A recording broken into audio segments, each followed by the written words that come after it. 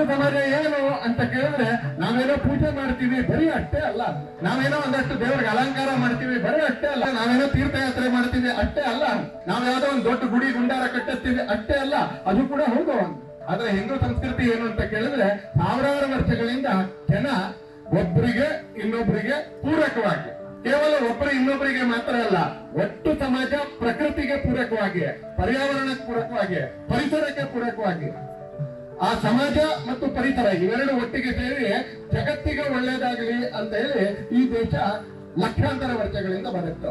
ಒಂದ್ಸಲ ಹಿಂದೂಗಳ ಜನಸಂಖ್ಯೆ ಕಡಿಮೆ ಆದ್ರೆ ಯಾವ್ದಾದ್ರು ಬೀದಿಯಲ್ಲಿ ಅಲ್ಲಿ ಗಣೇಶನ ಮೆರವಣಿಗೆ ಹೋಗಕ್ ಸಾಧ್ಯ ಇಲ್ಲ, ಅಲ್ಲಿ ಪಂಚಾಚಾರ್ಯರ ಅಡ್ಡಪಂಡಕ್ಕೆ ಹೋಗಕ್ ಸಾಧ್ಯ ಇಲ್ಲ, ಅಲ್ಲಿ ಕನಕದಾಸರ ಜಯಂತಿಯ ಮೆರವಣಿಗೆ ಹೋಗಕ್ ಸಾಧ್ಯನೇ ಇಲ್ಲ.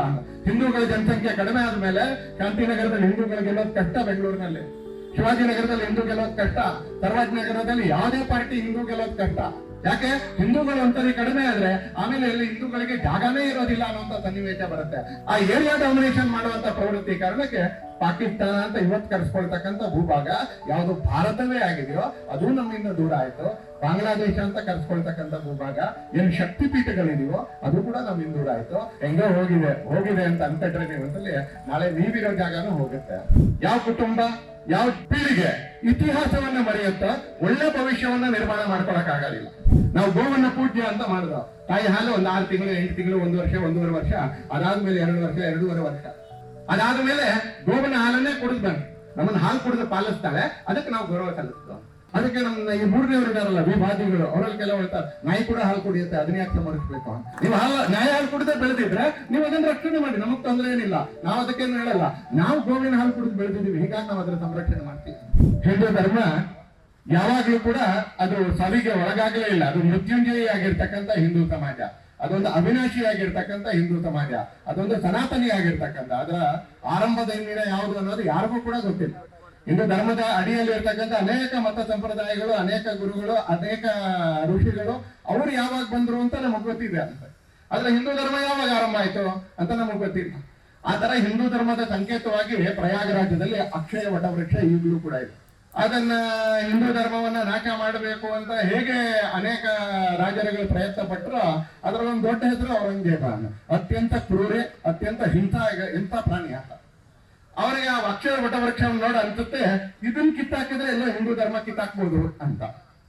ಹಾಗೆ ಅನೇಕರು ಅನ್ಕೊಂಡ್ರು ಅಯೋಧ್ಯೆ ಮಂದಿರವನ್ನ ನಾಶ ಮಾಡಿದ್ರೆ ಹಿಂದೂ ಧರ್ಮವನ್ನ ನಾಶ ಮಾಡ್ಬೋದು ಅಂತ ಅನ್ಕೊಂಡ್ರು.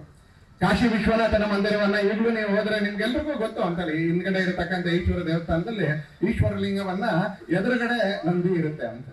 ಆದ್ರೆ ಕಾಶಿ ಜಗತ್ತಲ್ಲಿ ಒಂದೇ ಒಂದು ಶಿವನ್ ದೇವಸ್ಥಾನ, ಈಶ್ವರಲಿಂಗ ಒಂದ್ ಕಡೆ ಇದೆ, ನಂದಿ ಇನ್ನೊಂದ್ ಕಡೆ ಮುಖ ಮಾಡ್ಕೊಂಡಿದೆ. ಸಾಮಾನ್ಯ ಸಣ್ಣ ಮಕ್ಕಳಿಗೂ ಗೊತ್ತಾಗುತ್ತೆ ಇಲ್ಲೇನೋ ವ್ಯತ್ಯಾಸ ಆಗಿದೆ ಅಂತ. ಅದನ್ನ ಹಾಗೆ ಮೊಘಲರು ಅದನ್ನ ಧ್ವಂಸ ಮಾಡಿದ್ರು. ಕ್ರಿಶ್ಚಿಯನ್ ಜನ್ಮಸ್ಥಾನ ಮಾತ್ರ ಅದನ್ನ ಧ್ವಂಸ ಮಾಡಿದ್ರು, ಅಯೋಧ್ಯೆಯನ್ನು ಧ್ವಂಸ ಮಾಡಿದ್ರು. ಹೀಗೆ ಅನೇಕ ಪಕ್ಕದ ಶ್ರೀರಂಗಪಟ್ಟಣದ ರಂಗನಾಥ ಸ್ವಾಮಿ ದೇವಸ್ಥಾನದವರೆಗೆ ಇವತ್ತು ಮೊಘಲ್ ರಾಜರು, ಮುಸಲ್ಮಾನ್ ರಾಜರು ಇನ್ನೊಂದು ಧರ್ಮವನ್ನ ಸಹಿಸೋದಿಲ್ಲ ಅಂತಕ್ಕಂಥ ಒಂದು ಅಸಹಿಷ್ಣುತೆಯ ಕಾರಣಕ್ಕೆ, ಇಂಟಾಲರೆನ್ಸ್ ಕಾರಣಕ್ಕೆ ಅದನ್ನ ಧ್ವಂಸ ಮಾಡ್ತಾ ಹೋಗ್ತಾರೆ. ಹಾಗೆ ಔರಂಗಜೇಬ ಆ ಅಕ್ಷಯ ವಟವೃಕ್ಷವನ್ನು ಧ್ವಂಸ ಮಾಡ್ಲಿಕ್ಕೆ ಅಂತ ಹೋಗ್ತಾನೆ. ಗೊತ್ತಿರ್ಬೇಕು ಇತಿಹಾಸ ನಮ್ಗೆ. ನಾವು ಸೈನ್ಸ್ ಸ್ಟೂಡೆಂಟ್ ಆಗಿರ್ಬೋದು, ಸಾಫ್ಟ್ವೇರ್ ಇಂಜಿನಿಯರ್ಸ್ ಆಗಿರ್ಬೋದು, ಲಾ ಗ್ರಾಜುಯೇಟ್ಸ್ ಆಗಿರ್ಬೋದು. ಆದ್ರೆ ಯಾವ ಸಮಾಜ, ಯಾವ ಕುಟುಂಬ, ಯಾವ ಪೀಳಿಗೆ ಇತಿಹಾಸವನ್ನ ಮರೆಯುತ್ತೋ ಅದು ಭವಿಷ್ಯವನ್ನು ಕೂಡ ಮಾಡ್ಕೊಳಕ್ ಆಗೋದಿಲ್ಲ. ಒಂದಷ್ಟು ಆನಂದದಿಂದ ಇವತ್ತಿನ ಜೀವನ ಕಳಿಬಹುದು ಅಷ್ಟೇ, ಆದ್ರೆ ಒಳ್ಳೆ ಭವಿಷ್ಯವನ್ನ ನಿರ್ಮಾಣ ಮಾಡ್ಕೊಳಕ್ ಆಗೋದಿಲ್ಲ. ಔರಂಗಜೇಬ ಆ ಅಕ್ಷಯ ವಟವೃಕ್ಷವನ್ನ ಸಮೂಲವಾಗಿ ಬೇರೆ ಸಹಿತ ಅದನ್ನ ಕಿತ್ತಾಕ್ತಾನೆ. ನಂಬರ್ 1 ಹಿಂದೂ ಸಮಾಜದ ತಾಕತ್ತಿನ ಬಗ್ಗೆ ಇವತ್ತು ಆತ ಮಾಡಿರ್ತಕ್ಕಂಥ ಅನ್ಯಾಯವನ್ನು ನೆನಪು ಮಾಡ್ಕೊಳ್ಬೇಕು. ಹಾಗೆ ಇಲ್ಲಿ ಕುತ್ಕೊಂಡಿರ್ತಕ್ಕಂಥವ್ರು, ಇಲ್ಲಿ ಬರದೇ ಇರ್ತಕ್ಕಂಥ ಲಕ್ಷಾಂತರ ಜನ ಹಿಂದೂ ಸಮಾಜದ ಸಾಮರ್ಥ್ಯ ಏನು ಅನ್ನೋದು ಕೂಡ ಅರ್ಥ ಮಾಡ್ಕೊಳ್ಬೇಕು. ಇವತ್ತು ಆನಂದಕ್ಕೆ ಸೇರಿದೀವಿ ನಾವು ಅಂತ ಒಂದು ಮೃತ್ಯುಂಜಯ ಸಮಾಜ, ಸಾವನ್ನ ಜಯಿಸಿರ್ತಕ್ಕಂಥ ಸಮಾಜ ನಮ್ದು. ಅಂತ ಒಂದು ಸನಾತನಿ ಸಮಾಜ ಹುಟ್ಟಿ ಯಾವಾಗ ಆಯ್ತು ಅಂತ ಗೊತ್ತಿಲ್ಲದೆ ಇರ್ತಕ್ಕಂಥ ಸಂಸ್ಕೃತಿ ನಮ್ದು ಅಲ್ಲ, ಅವತ್ತಿನಿಂದ ಹರ್ಕೊಂಡು ಬಂದಿದೆ. ಅಂತ ಒಂದು ಸಮಾಜ ಔರಂಗಜೇಬ ಆ ವೃಕ್ಷವನ್ನ ಕಡಿದು ಅದರ ಬೇರುಗಳನ್ನ ಕಿತ್ತಾಕಿ ಅದಕ್ಕೆ ಸೀಸ ಲೆಡ್ ಹಾಕ್ತಾರೆ. ಇಲ್ಲಿರೋ ವಿದ್ಯಾರ್ಥಿಗಳಿಗೆ ಗೊತ್ತು, ಒಂದ್ಸಲಿ ಲೆಡ್ ಹಾಕಿದ್ರೆ ಅದರಿಂದ ಏನು ಹುಟ್ಟೋದಿಲ್ಲ, ಆಮೇಲೆ ಅಲ್ಲಿ ಜೀವನ ಅಷ್ಟ ಆಗುತ್ತೆ ಅಂತ ಹೇಳ್ತಾರೆ. ಆದ್ರೆ ಔರಂಗಜೇಬನ ಬದುಕಿನ ಜೀವಿತದ ಅವಧಿಯಲ್ಲೇ ಆ ಅಕ್ಷಯ ವಟವೃಕ್ಷ ಪ್ರಯಾಗರಾಜ್ಯದಲ್ಲಿ ಮತ್ತೆ ಚಿಗುರ್ಕೊಂಡು ನಿಧಾನಕ್ಕೆ ಮೇಲ್ಗಡೆ ಬರುತ್ತೆ. ಇವತ್ತು ಮತ್ತೊಂದ್ಸಲಿ ಈ ಸಮಾಜ ಹೇಗೆ ಜಾಗೃತವಾಗಿ ಇವತ್ತು ಕೂತಿದೆಯೋ, ಇಡೀ ದೇಶದಲ್ಲಿ ಜಾಗೃತವಾಗಿದೆಯೋ, ಒಂದು ವಿಕಸಿತ ಭಾರತದ ಕಡೆಗೆ, ಅಖಂಡ ಭಾರತದ ಕಡೆಗೆ ನಾವು ಹೆಜ್ಜೆ ಆಗ್ತಾ ಇದೀವೋ, ಆ ತರ ಇವತ್ತಲ್ಲಿ ಅಕ್ಷಯ ವಟ ವೃಕ್ಷ ಕೂಡ ಬೆಳ್ಕೊಂಡು ಬಂದಿದೆ. ಅದು ಕೂಡ ಇವತ್ತಲ್ಲಿ ಚಿಗುರ್ಕೊಂಡು ಬಂದಿದೆ. ಇವತ್ತೊಂದು ಬೃಹತ್ ಆಗಿರ್ತಕ್ಕಂಥ ವೃಕ್ಷ ಆಗಿದೆ ಅಂತ. ಹಾಗೆ ಇಲ್ಲಿ ಸಂಗೊಳ್ಳಿ ರಾಯಣ್ಣ, ನಾನು ಅಕ್ಷಯ ವಟ ವೃಕ್ಷದ ಕತೆ ಹೇಳಲಿಕ್ಕೆ ಇದನ್ನ ಹೇಳಿದ್ದಲ್ಲ, ಸಂಗೊಳ್ಳಿ ರಾಯಣ್ಣ ಕತೆಗೋಸ್ಕರ ಆರಂಭ ಮಾಡಿದ್ದು. ಹಾಗೆ ಸಂಗೊಳ್ಳಿ ರಾಯಣ್ಣ ಸತ್ತ ಮೇಲೆ ಬ್ರಿಟಿಷರು ಅದನ್ನ ಸಾಯಿಸಿದ ಮೇಲೆ, ಅದನ್ನ ಮೋಸದಿಂದ ಗಂಗಗೆ ಹಾಕಿದ ಮೇಲೆ ಆ ಮರವನ್ನ ಅವರು ಸಮೂಲವಾಗಿ ಅದನ್ನ ಕಿತ್ತು ಬಿಸಾಡ್ತಾರೆ. ಯಾಕಂದ್ರೆ ಅಲ್ಲಿ ಸಂಗೊಳ್ಳಿ ರಾಯಣ್ಣನ ನೆನಪು ಕೂಡ ಉಳ್ಕೊಳ್ಬಾರ್ದು. ಆದ್ರೆ ನಿಮ್ಮೆಲ್ರಿಗೂ ನಾನು ಆಹ್ವಾನ ಮಾಡ್ತೀನಿ ಅಂತಾರೆ, ಯಾವಾಗಾದ್ರೂ ಬೆಳಗಾವಿಗೆ ಹೋದ್ರೆ ಕೊಲ್ಲಾಪುರದ ಮಹಾಲಕ್ಷ್ಮಿ ದರ್ಶನ ಮಾಡಿ, ನೀವು ಪಕ್ಕದ ಜಿಲ್ಲೆಯಲ್ಲಿ ತೊಂದರೆ ಇಲ್ಲ, ಮಹಾರಾಷ್ಟ್ರದ್ದು ಸವದತ್ತಿ ಎಲ್ಲಮ್ಮನ ದರ್ಶನ ಮಾಡಿ, ಏನೂ ತೊಂದರೆ ಇಲ್ಲ, ಅದೊಂದು ಪೂಜ್ಯವಾಗಿರ್ತಕ್ಕಂಥ ದೇವಸ್ಥಾನ. ಆದ್ರೆ ಮರಿಬೇಡಿ, ಕಿತ್ತೂರಾಣಿ ಚೆನ್ನಮ್ಮನ ಜನ್ಮಸ್ಥಳ ಕಿತ್ತೂರಿಗೂ ಗೌರವ ಸಲ್ಲಿಸಬೇಕು. ಸಂಗೊಳ್ಳಿ ರಾಯಣ್ಣನ ನೇಣು ಹಾಕಿರ್ತಕ್ಕಂಥ ಆ ಜಾಗಕ್ಕೆ ಹೋಗಿ ಒಂದ್ಸಲಿ ನಮಸ್ಕಾರ ಮಾಡಿ ಬರಬೇಕು. ನಿಮ್ಗೆ ಅನ್ಸುತ್ತೆ ಇಲ್ಲೊಬ್ಬ ಸ್ವಾತಂತ್ರ್ಯ ಹೋರಾಟಗಾರ ಇದ್ದ ಅಂತ ನಿಮ್ಗೊಂದ್ಸಲಿ ಅನ್ಸುತ್ತೆ ಅಂತ. ಆ ತರದ ಸಂಗೊಳ್ಳಿ ರಾಯಣ್ಣ ಆತನನ್ನ ಸಂಹಾರ ಮಾಡಿರ್ತಕ್ಕಂಥ ದಿನ, ಇವತ್ತು ಅವನು ಸಂಸ್ಮರಣೆ ಮಾಡಬೇಕಾಗಿರ್ತಕ್ಕಂಥ ದಿನ ಕೂಡ ಹೋಗುವಾಗ ನಾವೆಲ್ಲರೂ ಕೂಡ ಸಂಗೊಳ್ಳಿ ರಾಯಣ್ಣನ ನೆನಪಿನಲ್ಲಿ ಇವತ್ತು ಡಾಕ್ಟರ್ ಬಾಬಾ ಸಾಹೇಬ್ ಅಂಬೇಡ್ಕರ್ ಅವರು ನಮಗೆ ನಿರ್ಮಾಣ ಮಾಡಿಕೊಟ್ಟಿರ್ತಕ್ಕಂಥ ಸಂವಿಧಾನದ ನೆನಪಿನಲ್ಲಿ ಸ್ವತಂತ್ರ ಭಾರತ ಮತ್ತೆಲ್ಲೂ ದಾಸ್ಯಕ್ಕೆ ಒಳಗಾಗಬಾರ್ದು. ಯಾರ ತಪ್ಪಿನ ಕಾರಣಕ್ಕೂ ದಾಸ್ಯಕ್ಕೆ ಒಳಗಾಗಬಾರ್ದು. ನಂಬರ್ 1. ಎರಡನೇದು, ನಮ್ಮಿಂದ ಬಿಟ್ಟು ಹೋಗಿರ್ತಕ್ಕಂಥ 2 ಭೂಭಾಗಗಳನ್ನ ನಮ್ ಕಣ್ಣು ಎದುರುಗಡೆ ಇಲ್ಲಿ ಕೂತ್ಕೊಂಡಿರ್ತಕ್ಕಂಥ, ಕೆಲವರಿಗೆ ಇನ್ನೊಂದು 10 ವರ್ಷ ಆಯುಷ್ಯ ಇದೆ, ಕೆಲವರಿಗೆ ಇನ್ನೊಂದು 20 ವರ್ಷ ಆಯುಷ್ಯ ಇದೆ, ಕೆಲವರಿಗೆ ಇನ್ನೊಂದು 70-80 ವರ್ಷ ಆಯುಷ್ಯ ಇರ್ಬೋದು, ಪುಟ್ ಮಕ್ಕಳಿಗೆ ಇನ್ನೂ 89 ವರ್ಷ ಆಯುಷ್ಯ ಇರ್ಬೋದು. ನಮ್ಮ ಕಣ್ಣೆದುರಿಗೆ ನಮ್ಮಿಂದ ಬಿಟ್ಟು ಹೋಗಿರ್ತಕ್ಕಂಥ 2 ಭೂಭಾಗಗಳು, ಅವೆರಡು ಮತ್ತೆ ನಮ್ಮನ್ನು ಸೇರಬೇಕು. ಹೇಗೆ ಪಶ್ಚಿಮ ವಾಹಿನಿಯಲ್ಲಿ ಕಾವೇರಿ ಸ್ವಲ್ಪ ಹೊತ್ತು ಕಾವೇರಿಯ ಒಂದು ಭಾಗ ಕಾವೇರಿನ ಬಿಟ್ಟು ಹೋಗಿದ್ದು ಒಂದು 10 ಕಿಲೋಮೀಟರ್ ಒಳಗಡೆ ಮತ್ತೆ ಸಂಗಮದಲ್ಲಿ ವಾಪಸ್ ಕಾವೇರಿಗೆ ಸೇರ್ಕೊಳ್ಳುತ್ತಾ, ಹಾಗೆ ಒಂದು 75 ವರ್ಷದ ಕೆಳಗೆ, 76 ವರ್ಷದ ಕೆಳಗೆ, 77 ವರ್ಷದ ಕೆಳಗೆ ನಮ್ದೇ 2 ಭೂಭಾಗಗಳು ಅಲ್ಲಿ ಹಿಂದೂಗಳ ಜನಸಂಖ್ಯೆ ಕಡಿಮೆ ಆದ ಕಾರಣಕ್ಕೆ, ಅಂಡರ್ಲೈನ್ ಮಾಡಿ ಹೇಳ್ತೀನಿ, ಆ ಭಾಗದಲ್ಲಿ ಹಿಂದೂಗಳ ಜನಸಂಖ್ಯೆ ಕಡಿಮೆ ಆದ ಕಾರಣಕ್ಕೆ ಅದೇನು ಬಿಟ್ಟು ಹೋಯ್ತೋ ಅದೇ ಹಿಂದೂ ಸಮಾಜ ಮತ್ತೊಂದ್ಸಲಿ ಜಾಗೃತ ಮಾಡಿಕೊಂಡು, ಯಾವ ರಾಜಕೀಯ ಪಕ್ಷದ ಬೆಂಬಲನೂ ಇಲ್ಲದೆ, ಸಂತ ಸಾಧು ಸಂತರ ನೇತೃತ್ವದಲ್ಲಿ, ಸಮಾಜದ ಮುಖಂಡರ ನೇತೃತ್ವದಲ್ಲಿ ಮತ್ತೊಂದ್ಸಲಿ ಹಿಂದೂ ಸಮಾಜ ತನ್ನ ಲಯವನ್ನ ಕಂಡುಕೊಳ್ತಾ, ತನ್ನ ಶ್ರುತಿಯನ್ನ ಕಂಡುಕೊಳ್ತಾ, ತನ್ನ ನಡೆಯನ್ನ ಕಂಡುಕೊಳ್ತಾ, ಮತ್ತೆ ಅವೆರಡನ್ನ ನಮ್ಮ ಜೊತೆಗೆ ಮಾಡ್ಕೊಳ್ಳೋದ್ರ ಜೊತೆಗೆ ಒಂದು ವಿಶ್ವ ಕಲ್ಯಾಣದ ಕಡೆಗೆ, ಜಗತ್ತು ಒಳ್ಳೇದಾಗಬೇಕು, ಜಗತ್ತು ಒಳ್ಳೇದಾಗಕ್ಕೆ ನಾವು ಯಾವ ರೀತಿ ಬದುಕಬೇಕು ಆ ರೀತಿ ಬದುಕಬೇಕು ಅನ್ನೋ ಸಂಕಲ್ಪದ ಜೊತೆಗೆ ಇವತ್ತೇನು ಹಿಂದೂ ಸಮಾಜೋತ್ಸವ ಗುಬ್ಬಿಯಲ್ಲಿ ನಡೀತಾ ಇದೆಯೋ, ಆ ಹಿಂದೂ ಸಮಾಜೋತ್ಸವದ ವೇದಿಕೆಯಲ್ಲಿ ಇರ್ತಕ್ಕಂಥ ಎಲ್ಲ ಪೂಜ್ಯ ಶ್ರೀಗಳಿಗೆ, ಸ್ವಾಮೀಜಿಗಳಿಗೆ ನನ್ನ ಹೃದಯಾಂತರಾಳದ ನಮಸ್ಕಾರವನ್ನ, ಪಾದಾರವಿಂದಗಳಲ್ಲಿ ನನ್ನ ನಮಸ್ಕಾರಗಳನ್ನ ಸಲ್ಲಿಸ್ತಾ ನನ್ನ 4 ಮಾತುಗಳನ್ನ ನಿಮ್ಮ ಎದುರಿಗಿಡುವಂತ ಪ್ರಯತ್ನ ಮಾಡ್ತೀನಿ. ರಾಷ್ಟ್ರೀಯ ಸ್ವಯಂ ಸೇವಕ ಸಂಘಕ್ಕೆ 100 ವರ್ಷ. ಇಲ್ಲಿ ತುಂಬಾ ಜನ ಸ್ವಯಂ ಸೇವಕರಿದ್ದಾರೆ. ಅನೇಕರಿಗೆ ಸಂಘ ಏನು ಅಂತ ಗೊತ್ತಿದೆ, ನೋಡಿ ಗೊತ್ತಿದೆ. ಇನ್ನು ಅನೇಕರಿಗೆ ನಮ್ಮ ರಾಜ್ಯದಲ್ಲಿ ಕೆಲವು ರಾಜಕಾರಣಿಗಳಿಗೆ ಸಂಘ ಸ್ಮರಣೆ ಮಾಡಿಕೊಳ್ಳಿಲ್ಲ ಅಂದ್ರೆ ನೆಮ್ಮದಿ ಇಲ್ಲ ಅವ್ರಿಗೆ. ದಿನ ಬೆಳಿಗ್ಗೆ ಸಲ ಸಂಘ ನೆನಪು ಮಾಡ್ತಾರೆ. ಆ ತರ ಅವ್ರ ವಿರೋಧ ಭಕ್ತಿಯ ಕಾರಣಕ್ಕೆ ಕೆಲವರಿಗೆ ಇಲ್ಲಿ ಸಂಘ ಚೆನ್ನಾಗಿ ಗೊತ್ತಿದೆ. ಯಾಕಂದ್ರೆ ಅವ್ರು ದಿನ ಬೆಳಿಗ್ಗೆ ಸ್ಟೇಟ್ಮೆಂಟ್ ಕೊಡ್ತಾರೆ, ಹಾಗಾಗಿ ಗೊತ್ತೀವಿ ನಾವು ಅಂತ. ಹಾಗಾಗಿ ಅವ್ರ ವಿರೋಧ ಭಕ್ತಿಯ ಕಾರಣಕ್ಕೆ ನಮ್ಮಂತವ್ರಿಗೆ ಅನೇಕರಿಗೆ ಸಂಘ ಗೊತ್ತಾಗಿದೆ. ಆ ತರ ಸಂಘ ಹಿಂದೂ ಸಮಾಜದ ಸಂಘಟನೆಗೆ, ಹಿಂದೂ ಸಮಾಜದ ಅಖಂಡತೆಗೆ, ಹಿಂದೂ ಸಮಾಜದ ಒಳಗಡೆ ಮರೆತು ಹೋಗಿರ್ತಕ್ಕಂಥ ಅನೇಕ ಗುಣಗಳು ಮತ್ತೆ ವಾಪಸ್ ಬರಬೇಕು, ಅದನ್ನ ವಾಪಸ್ ಅಳವಡಿಸ್ಕೊಳ್ಬೇಕು. ಆ ಕಾರಣಕ್ಕೆ ಒಂದು ಅಜೇಯವಾಗಿರ್ತಕ್ಕಂಥ ದೇಶ, ವಿಶ್ವ ಕಲ್ಯಾಣಕ್ಕೆ ಕೆಲಸ ಮಾಡತಕ್ಕಂಥ ದೇಶ, ಇದನ್ನ ನಿರ್ಮಾಣ ಮಾಡಬೇಕು ಅನ್ನುವಂತ ಗುರಿ ಹೊತ್ತು 1925ರಲ್ಲಿ ಆರಂಭ ಆಗಿರ್ತಕ್ಕಂಥ ರಾಷ್ಟ್ರೀಯ ಸ್ವಯಂ ಸೇವಕ ಸಂಘಕ್ಕೆ ಈಗ 100 ವರ್ಷಗಳು. ಆ 100 ವರ್ಷ ತಂದಿರ್ತಕ್ಕಂಥ ಸಂದರ್ಭದಲ್ಲಿ ತನ್ನ ಹುಟ್ಟಿದಬ್ಬ ಆಚರಿಸ್ಕೊಳ್ಬೇಕು ಅನ್ನುವಂತ ಇವತ್ತಿನ ಭ್ರಮೆಯಿಂದ ಹೊರಗಡೆ ಬಂದು, ತನ್ನ ಹುಟ್ಟಿನ ಸಂದರ್ಭದಲ್ಲಿ ಮತ್ತೊಂದ್ಸಲಿ ತಾನು ಯಾವ ಕೆಲಸಕ್ಕೋಸ್ಕರ ಇಲ್ಲಿ ಜನ್ಮ ತಾಳಿದೀನೋ ಆ ಕೆಲಸಕ್ಕೆ ಶಕ್ತಿ ಕೊಡಬೇಕು ಅನ್ನುವಂತ ಒಂದು ಉದ್ದೇಶದ ಜೊತೆಗೆ ಇವತ್ತು ದೇಶಾದ್ಯಂತ 1 ಲಕ್ಷಕ್ಕಿಂತ ಹೆಚ್ಚು ಜಾಗಗಳಲ್ಲಿ ಹಿಂದೂ ಸಮಾಜೋತ್ಸವಗಳು ನಡೀತಾ ಇದೆ. 1 ಲಕ್ಷಕ್ಕಿಂತ ಹೆಚ್ಚು ಜಾಗಗಳಲ್ಲಿ ಹಿಂದೂ ಸಮಾಜೋತ್ಸವ ನಡೀತಾ ಇದೆ. ಏಪ್ರಿಲ್ ತಿಂಗಳವರೆಗೆ ನಡೆಯುತ್ತೆ. ಅನೇಕರ ಲಕ್ಷಾಂತರ ಕೋಟ್ಯಾಂತರ ಜನರ ಮನಸ್ಸಲ್ಲಿ ಮತ್ತೊಮ್ಮೆ ದೇಶದ ಬಗ್ಗೆ, ಮತ್ತೊಮ್ಮೆ ಸಮಾಜದ ಬಗ್ಗೆ, ಮತ್ತೊಮ್ಮೆ ಸಂಸ್ಕೃತಿಯ ಬಗ್ಗೆ, ಮತ್ತೊಮ್ಮೆ ನಮ್ಮ ಧರ್ಮದ ಬಗ್ಗೆ ವಿಶ್ವಾಸವನ್ನ ಮೂಡಿಸ್ತಾ, ನಂಬಿಕೆಯನ್ನ ಹೆಚ್ಚು ಮಾಡುತ್ತಾ, ಅದರ ಆಶ್ರಯದಲ್ಲಿ ಮುಂದುವರಿಬೇಕು ಅನ್ನುವಂತ ಸಂಕಲ್ಪವನ್ನ ಮೂಡಿಸ್ತಾ ಅಂತಾರೆ. ಹಾಗೆ ಈ ಧರ್ಮವನ್ನ ಹಾಳು ಮಾಡಬೇಕು ಅಂತ ಇವತ್ತಿಗೂ ಪ್ರಯತ್ನ ಮಾಡ್ತಾ ಇರ್ತಕ್ಕಂಥವ್ರ ಮಧ್ಯದಲ್ಲಿ ಎದೆಯಲ್ಲಿ ಒಂದಷ್ಟು ಹೆದರಿಕೆಯನ್ನು ಹುಟ್ಟಿಸ್ತಾ, ಹಾಗೆ ನಮ್ಮ ಮಧ್ಯದಲ್ಲಿ ಒಂದಷ್ಟು ವಿವಾದಿಗಳು ಇದ್ದಾರೆ ಅಂತಾನೆ. ವಿವಾದಿಗಳು ಅವರಿಗೆ ಮಧ್ಯದಲ್ಲಿ ಶಾಂತವಾಗಿರ್ತಕ್ಕಂಥ ನೀರಿನಲ್ಲಿ ಕಳ್ಳ ಹಾಕಲಿಲ್ಲ ಅಂತ ಹೇಳಿದ್ರೆ ಅವ್ರಿಗೆ ನೆಮ್ಮದಿ ಇಲ್ಲ, ಅವ್ರಿಗೆ ನಿದ್ದೆ ಬರೋದಿಲ್ಲ ಅಂತಲೇ. ಎಲ್ಲಾದ್ರೂ ಶಾಂತವಾಗಿರೋ ನೀರು ಹರಿತಾ ಇದ್ರೆ ಮಧ್ಯದಲ್ಲಿ ಒಂದು ಕಲ್ಲ ಹಾಕ್ತಾ ಇರ್ತಾರೆ ಅಂತ ವಿವಾದಿಗಳು. ಜಾತಿಗಳ ಮಧ್ಯದಲ್ಲಿ ಭೇದ ಮಾಡೋದು, ಜಾತಿ ಸರಿಯಾಗಿದ್ರೆ ಉಪಜಾತಿಯನ್ನು ಎತ್ತಿ ಇಡೋದು, ಭಾಷೆಗಳ ಮಧ್ಯದಲ್ಲಿ ಭೇದವಂತ ಇರೋದು, ಈ ಕಡೆಯಿಂದ ಅವರೇ ಹಿಂದಿ ಬೇಡ ಅಂತ ಹೇಳೋದು, ಈ ಕಡೆಯಿಂದವರೇ ಹಿಂದಿಬೇಕು ಅಂತ ಹೇಳೋದು. ಸಾಯಂಕಾಲ 6 ಗಂಟೆ ಮೇಲೆ ಇಬ್ರು ಒಟ್ಟಿಗೆ ಮೀಟಿಂಗ್ ಮಾಡ್ತಾರೆ, ಆದ್ರೆ ನಮ್ಮನ್ನ ಅದ್ರ ಮಧ್ಯದಲ್ಲಿ ಬಲಿ ಹಾಕ್ತಾರ ಅಂತಲೇ. ಆ ತರದ ಜಾತಿಯ ಹೆಸರಿನಲ್ಲಿ, ಗಡಿಗಳ ಹೆಸರಿನಲ್ಲಿ, ರಾಜ್ಯಗಳ ಹೆಸರಿನಲ್ಲಿ, ಉಪಜಾತಿಗಳ ಹೆಸರಿನಲ್ಲಿ, ಭಾಷೆಯ ಹೆಸರಿನಲ್ಲಿ, ಸಂಪ್ರದಾಯಗಳ ಹೆಸರಿನಲ್ಲಿ, ಅಲ್ಪಸಂಖ್ಯಾತ ಬಹುಸಂಖ್ಯಾತ ಹೆಸರಿನಲ್ಲಿ ಈ ತರ ಅನೇಕ ತರದ ಗೊಂದಲವನ್ನ ನಮ್ಮ ಮಧ್ಯದಲ್ಲಿ ಹುಟ್ಟಾಕ್ತಾ ಇರ್ತಕ್ಕಂಥ ಕೆಲವು ವಿವಾದಿಗಳ ಮನಸ್ಸಲ್ಲಿ ಏನಪ್ಪಾ ಹಿಂದೂ ಸಮಾಜ ಇಷ್ಟೊಂದು ವಿಶ್ವಾಸದಿಂದ ಎದ್ದೇಳ್ತಾ ಇದೆಯಲ್ಲ ಅಂತ ತೋರಿಸುವಷ್ಟರ ಮಟ್ಟಿಗೆ ಇವತ್ತು ನಾವು ನಮ್ಮ ತಾಲೂಕಿನಲ್ಲೂ ಹಿಂದೂ ಸಮಾಜೋತ್ಸವ ಮಾಡ್ತಾ ಇದ್ದೀವಿ. ಅನೇಕ ತಾಲೂಕುಗಳಲ್ಲಿ ಕರ್ನಾಟಕದಲ್ಲಿ ನಡೀತಾ ಇದೆ. ಇಡೀ ದೇಶದಲ್ಲಿ ಇದು ನಡೀಲಿಕ್ಕೆ ಆರಂಭ ಆಗಿದೆ. ಹಿಂದೂ ಸಮಾಜ ದೇಶದ 6.25 ಲಕ್ಷ ಹಳ್ಳಿಗಳಲ್ಲಿ 1 ಲಕ್ಷಕ್ಕಿಂತ ಹೆಚ್ಚು ಹಳ್ಳಿಗಳಲ್ಲಿ ನಮ್ಮನ್ನು ಸೇರಿಸಿ ಇವತ್ತು ತಾನು ಒಟ್ಟಾಗ್ತಕ್ಕಂಥ, ತಾನು ಯಾವ ರೀತಿ ಬದುಕಿದ್ದೆ ಅನ್ನೋದನ್ನ ನೆನಪು ಮಾಡ್ಕೊಳ್ತಾ, ಮಧ್ಯದಲ್ಲಿ ತನಗೇನಾಯ್ತು ಅನ್ನೋದನ್ನ ಸ್ಮರಣೆ ಮಾಡ್ಕೊಳ್ತಾ, ನಾನು ಯಾವ ರೀತಿ ಬದುಕಬೇಕು ಅಂತಕ್ಕಂಥ ಕನಸನ್ನ, ಸಂಕಲ್ಪವನ್ನ ಗಟ್ಟಿ ಮಾಡ್ಕೊಳ್ತಾ ಇರ್ತಕ್ಕಂಥ ಒಂದು ಅತ್ಯಂತ ಶ್ರೇಷ್ಠವಾಗಿರ್ತಕ್ಕಂಥ ಸಂದರ್ಭ ಇದು. ಅಣ್ಣ ಬಸವಣ್ಣವರು ನಮ್ಗೊಂದು ಸುಂದರವಾಗಿರ್ತಕ್ಕಂಥ ಅರ್ಥಪೂರ್ಣವಾಗಿರ್ತಕ್ಕಂಥ ವಾಕ್ಯ ಕೊಟ್ರು, ಕಾಯಕವೇ ಕೈಲಾಸ ಅಂತ ಹೇಳಿ. ನಿನ್ಗೆ ಇನ್ನೇನೂ ಮಾಡ್ಲಿಕ್ಕಾಗಿಲ್ಲ ಅಂದ್ರೆ ಚಿಂತೆ ಮಾಡೋದು ಬೇಕಾಗಿಲ್ಲ. ನೀನ್ ಮಾಡ್ತಾ ಇರ್ತಕ್ಕಂಥ ಕಾಯಕವನ್ನ ಶ್ರದ್ಧೆಯಿಂದ ಮಾಡಿದ್ರೆ ಅದೇ ಕಾಯಕನೇ ಕೈಲಾಸ ಅಂತ. ಸಂಬಳಕ್ಕೋಸ್ಕರ ಅಲ್ಲ ಅಂತ, ಅದರಿಂದ ಒಂದ್ ಸ್ವಲ್ಪ ಆದಾಯ ಇದೆ. ಆದ್ರೆ ಆದಾಯಕ್ಕೋಸ್ಕರ, ಸಂಬಳಕ್ಕೋಸ್ಕರ ಕೆಲಸ ಮಾಡುವಂತವ್ರು ಇವತ್ತು ಕೆಲವು ಕಡೆ ಸಿಗ್ತಾರ ಅಂತಾರೆ. ಈಗಲೂ ಕೂಡ ಬಿಯಾಂಡ್ ಸ್ಯಾಲರಿ ಮಾಡುವಂತವ್ರು ಇವತ್ತು ಇದ್ದಾರೆ. ಹಾಗೆ ಕಾಯಕ ಅಂತ ಅದನ್ನ ಭಾವಿಸಿ ಅಂತಾರೆ, ಅದು ಭಗವಂತನ ಆರಾಧನೆ ಅಂತ ಭಾವಿಸಿ ಅಂತಾರೆ.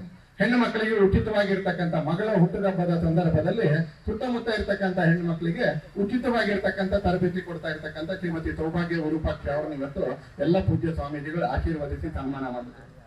ಹಾಗೆ ಪಟ್ಟಣದಲ್ಲಿ ನರಸಿಂಹಮೂರ್ತಿಯವರು ಹಲವಾರು ವರ್ಷಗಳಿಂದ ಪಾದರಕ್ಷೆಗಳಿಗೆ ಏನು ರಿಪೇರಿಯ ಕೆಲಸ ಇದೆ ಅಥವಾ ಹೊಸತನ ನಿರ್ಮಾಣ ಮಾಡುವಂತ ಕೆಲಸ ಇದೆ ಅಂತಾರೆ. ಆ ಕೆಲಸವನ್ನ ಶ್ರದ್ಧೆಯಿಂದ ಮಾಡ್ಕೊಂಡು ಬಂದಿದ್ದ ರವಿಕುಮಾರ್ ಅವರು ಸಾವಿನ ನಂತರ ಬದುಕು ತುಂಬಾ ಕಷ್ಟ. ಆ ಸಂದರ್ಭದಲ್ಲಿ ಯಾರಾದ್ರೂ ನೆರವಿಗೆ ಬರಲಿಲ್ಲ ಅಂತ ಹೇಳಿದ್ರೆ ಕುಟುಂಬಗಳು ಅದನ್ನ ಸನ್ನಿವೇಶವನ್ನು ಮಾಡೋದು ಕಷ್ಟ. ಇತ್ತೀಚೆಗೆ ಅಂತೋಣಿ ಸ್ವಾಮಿ ಅಂತ ಬೆಂಗಳೂರಿನ ಕಲ್ಲಹಳ್ಳಿ ಸ್ಮಶಾನದಲ್ಲಿ ಇದೇ ಕೆಲಸ ಅಂತಿಮ ಸಂಸ್ಕಾರ ಮಾಡುವಂತವ್ರ ಕುಟುಂಬದ ಇಂಟರ್ವ್ಯೂ ಬಂದಿತ್ತು. ಕೊರೋನಾ ಸಂದರ್ಭದಲ್ಲಿ ಆತನ ಪರಿಸ್ಥಿತಿ ಹೇಗಿತ್ತು ಅಂತ ಹೇಳಿ ಕಣ್ಣಲ್ಲಿ ನೀರು ಬರುತ್ತೆ. ಅಷ್ಟು ಶ್ರದ್ಧೆಯಿಂದ ಆತ ಕೆಲಸ ಮಾಡ್ತಾನೆ. ಮಕ್ಕಳು, ಹೆಣ್ಮಕ್ಳು ಎಲ್ಲರೂ ಕೂಡ. ಅದೇ ರೀತಿಯಲ್ಲಿ ನಮ್ಮ ಮಧ್ಯದಲ್ಲಿ ರವಿಕುಮಾರ್ ಅವರು ಕೂಡ ಅಂತಿಮ ಸಂಸ್ಕಾರಕ್ಕೆ ಅವಶ್ಯಕತೆ ಇರ್ತಕ್ಕಂಥ ಅನೇಕ ಸಂಗತಿಗಳನ್ನ ಸಮಾಜಕ್ಕೆ ತಯಾರು ಮಾಡ್ತವ್ರಿಗೆ ಕೊಡ್ತಾ ಇರ್ತಕ್ಕಂಥ ಒಂದು ಕೆಲಸದಲ್ಲಿ 40-45 ವರ್ಷಗಳಿಂದ ತೊಡಕೊಂಡಿದ್ದಾರೆ. ಅದನ್ನ ಅವ್ರು ಕೀಳು ಅಂತ ನೋಡ್ಲಿಲ್ಲ. ಡಿಗ್ನಿಟಿ ಅದರಲ್ಲೂ ಇದೆ. ಮಾಡುವ ಕೆಲಸದ ಶೈಲಿಯ ಕಾರಣಕ್ಕೆ ಡಿಗ್ನಿಟಿ ಬರುತ್ತೆ. ತೊಡೋ ಬಟ್ಟೆ ಕಾರಣಕ್ಕೆ ಅಥವಾ ಕೊಡುವಂತ ಡೆಸಿಗ್ನೇಷನ್ ಕಾರಣಕ್ಕಲ್ಲ, ಅಥವಾ ಕೇವಲ ಬರ್ತಕ್ಕಂಥ ಸಂಬಳದ ಕಾರಣಕ್ಕಲ್ಲ. ಮಾಡತಕ್ಕಂಥ ಕೆಲಸವನ್ನ ಶ್ರದ್ಧೆಯಿಂದ ಮಾಡಿದ್ರಿಂದ ಅದರ ಡಿಗ್ನಿಟಿಯು ಜಾಸ್ತಿ ಆಗುತ್ತೆ, ಅದರ ಗೌರವ ಕೂಡ ಜಾಸ್ತಿ ಆಗುತ್ತೆ. ಆತರ ತೋರಿಸ್ಕೊಟ್ಟಿರ್ತಕ್ಕಂಥ 3 ಜನರಿಗೆ ಪೂಜ್ಯ ಸ್ವಾಮೀಜಿಗಳು ಸನ್ಮಾನ ಮಾಡಿದ್ದಾರೆ. ನಾನು ಅವ್ರಿಗೆ ಸನ್ಮಾನ ಮಾಡಿದ್ದಕ್ಕೆ ಪೂಜ್ಯ ಸ್ವಾಮೀಜಿಗಳಿಗೂ ನಾನು ಧನ್ಯವಾದಗಳನ್ನ ಸಮರ್ಪಿಸ್ತೀನಿ. ಹಾಗೆ ಸನ್ಮಾನಕ್ಕೊಳಗಾದವ್ರನ್ನ ಯಾಕೋ ಬೆಳಿಗ್ಗೆಯಿಂದ ತುಂಬಾ ಕಂಜೂಸಿಯಲ್ಲಿ ಚಪ್ಪಾಳೆ ಹೊಡಿತಾ ಇದ್ದೀರಿ. ಒಂದ್ಸಲಿ ಆ 3 ಜನ ನಮ್ಮ ಪುಣ್ಯಾತ್ಮರಿಗೆ ಸಮಾಜದಲ್ಲಿ ಅವರಿಗೆ ತುಂಬ ಮನಸ್ಸಿನಿಂದ ಚಪ್ಪಾಳೆ ಹೊಡೆದ ಆಶೀರ್ವಾದಿಸಿ ನಿಮ್ಮನ್ನ ಆಗ್ತದೆ. ನಾನು ಆಗ್ಲೇ ಹೇಳಿದೆ ಮೃತ್ಯುಂಜಯಿ ಹಿಂದೂ ಸಮಾಜ. ಈ ಶಬ್ದವನ್ನ ಕೆಲವರಾದ್ರೂ ನೆನ್ಪಿಟ್ಕೊಳ್ಬೇಕಂತ. ಒಂದು ಅವಿನಾಶಿಯಾಗಿರ್ತಕ್ಕಂಥ ಹಿಂದೂ ಸಮಾಜ, ಒಂದು ಅಜೇಯವಾಗಿರ್ತಕ್ಕಂಥ ಹಿಂದೂ ಸಂಸ್ಕೃತಿ, ಒಂದು ಸನಾತನಿಯಾಗಿರ್ತಕ್ಕಂಥ ಹಿಂದೂ ಪರಂಪರೆ.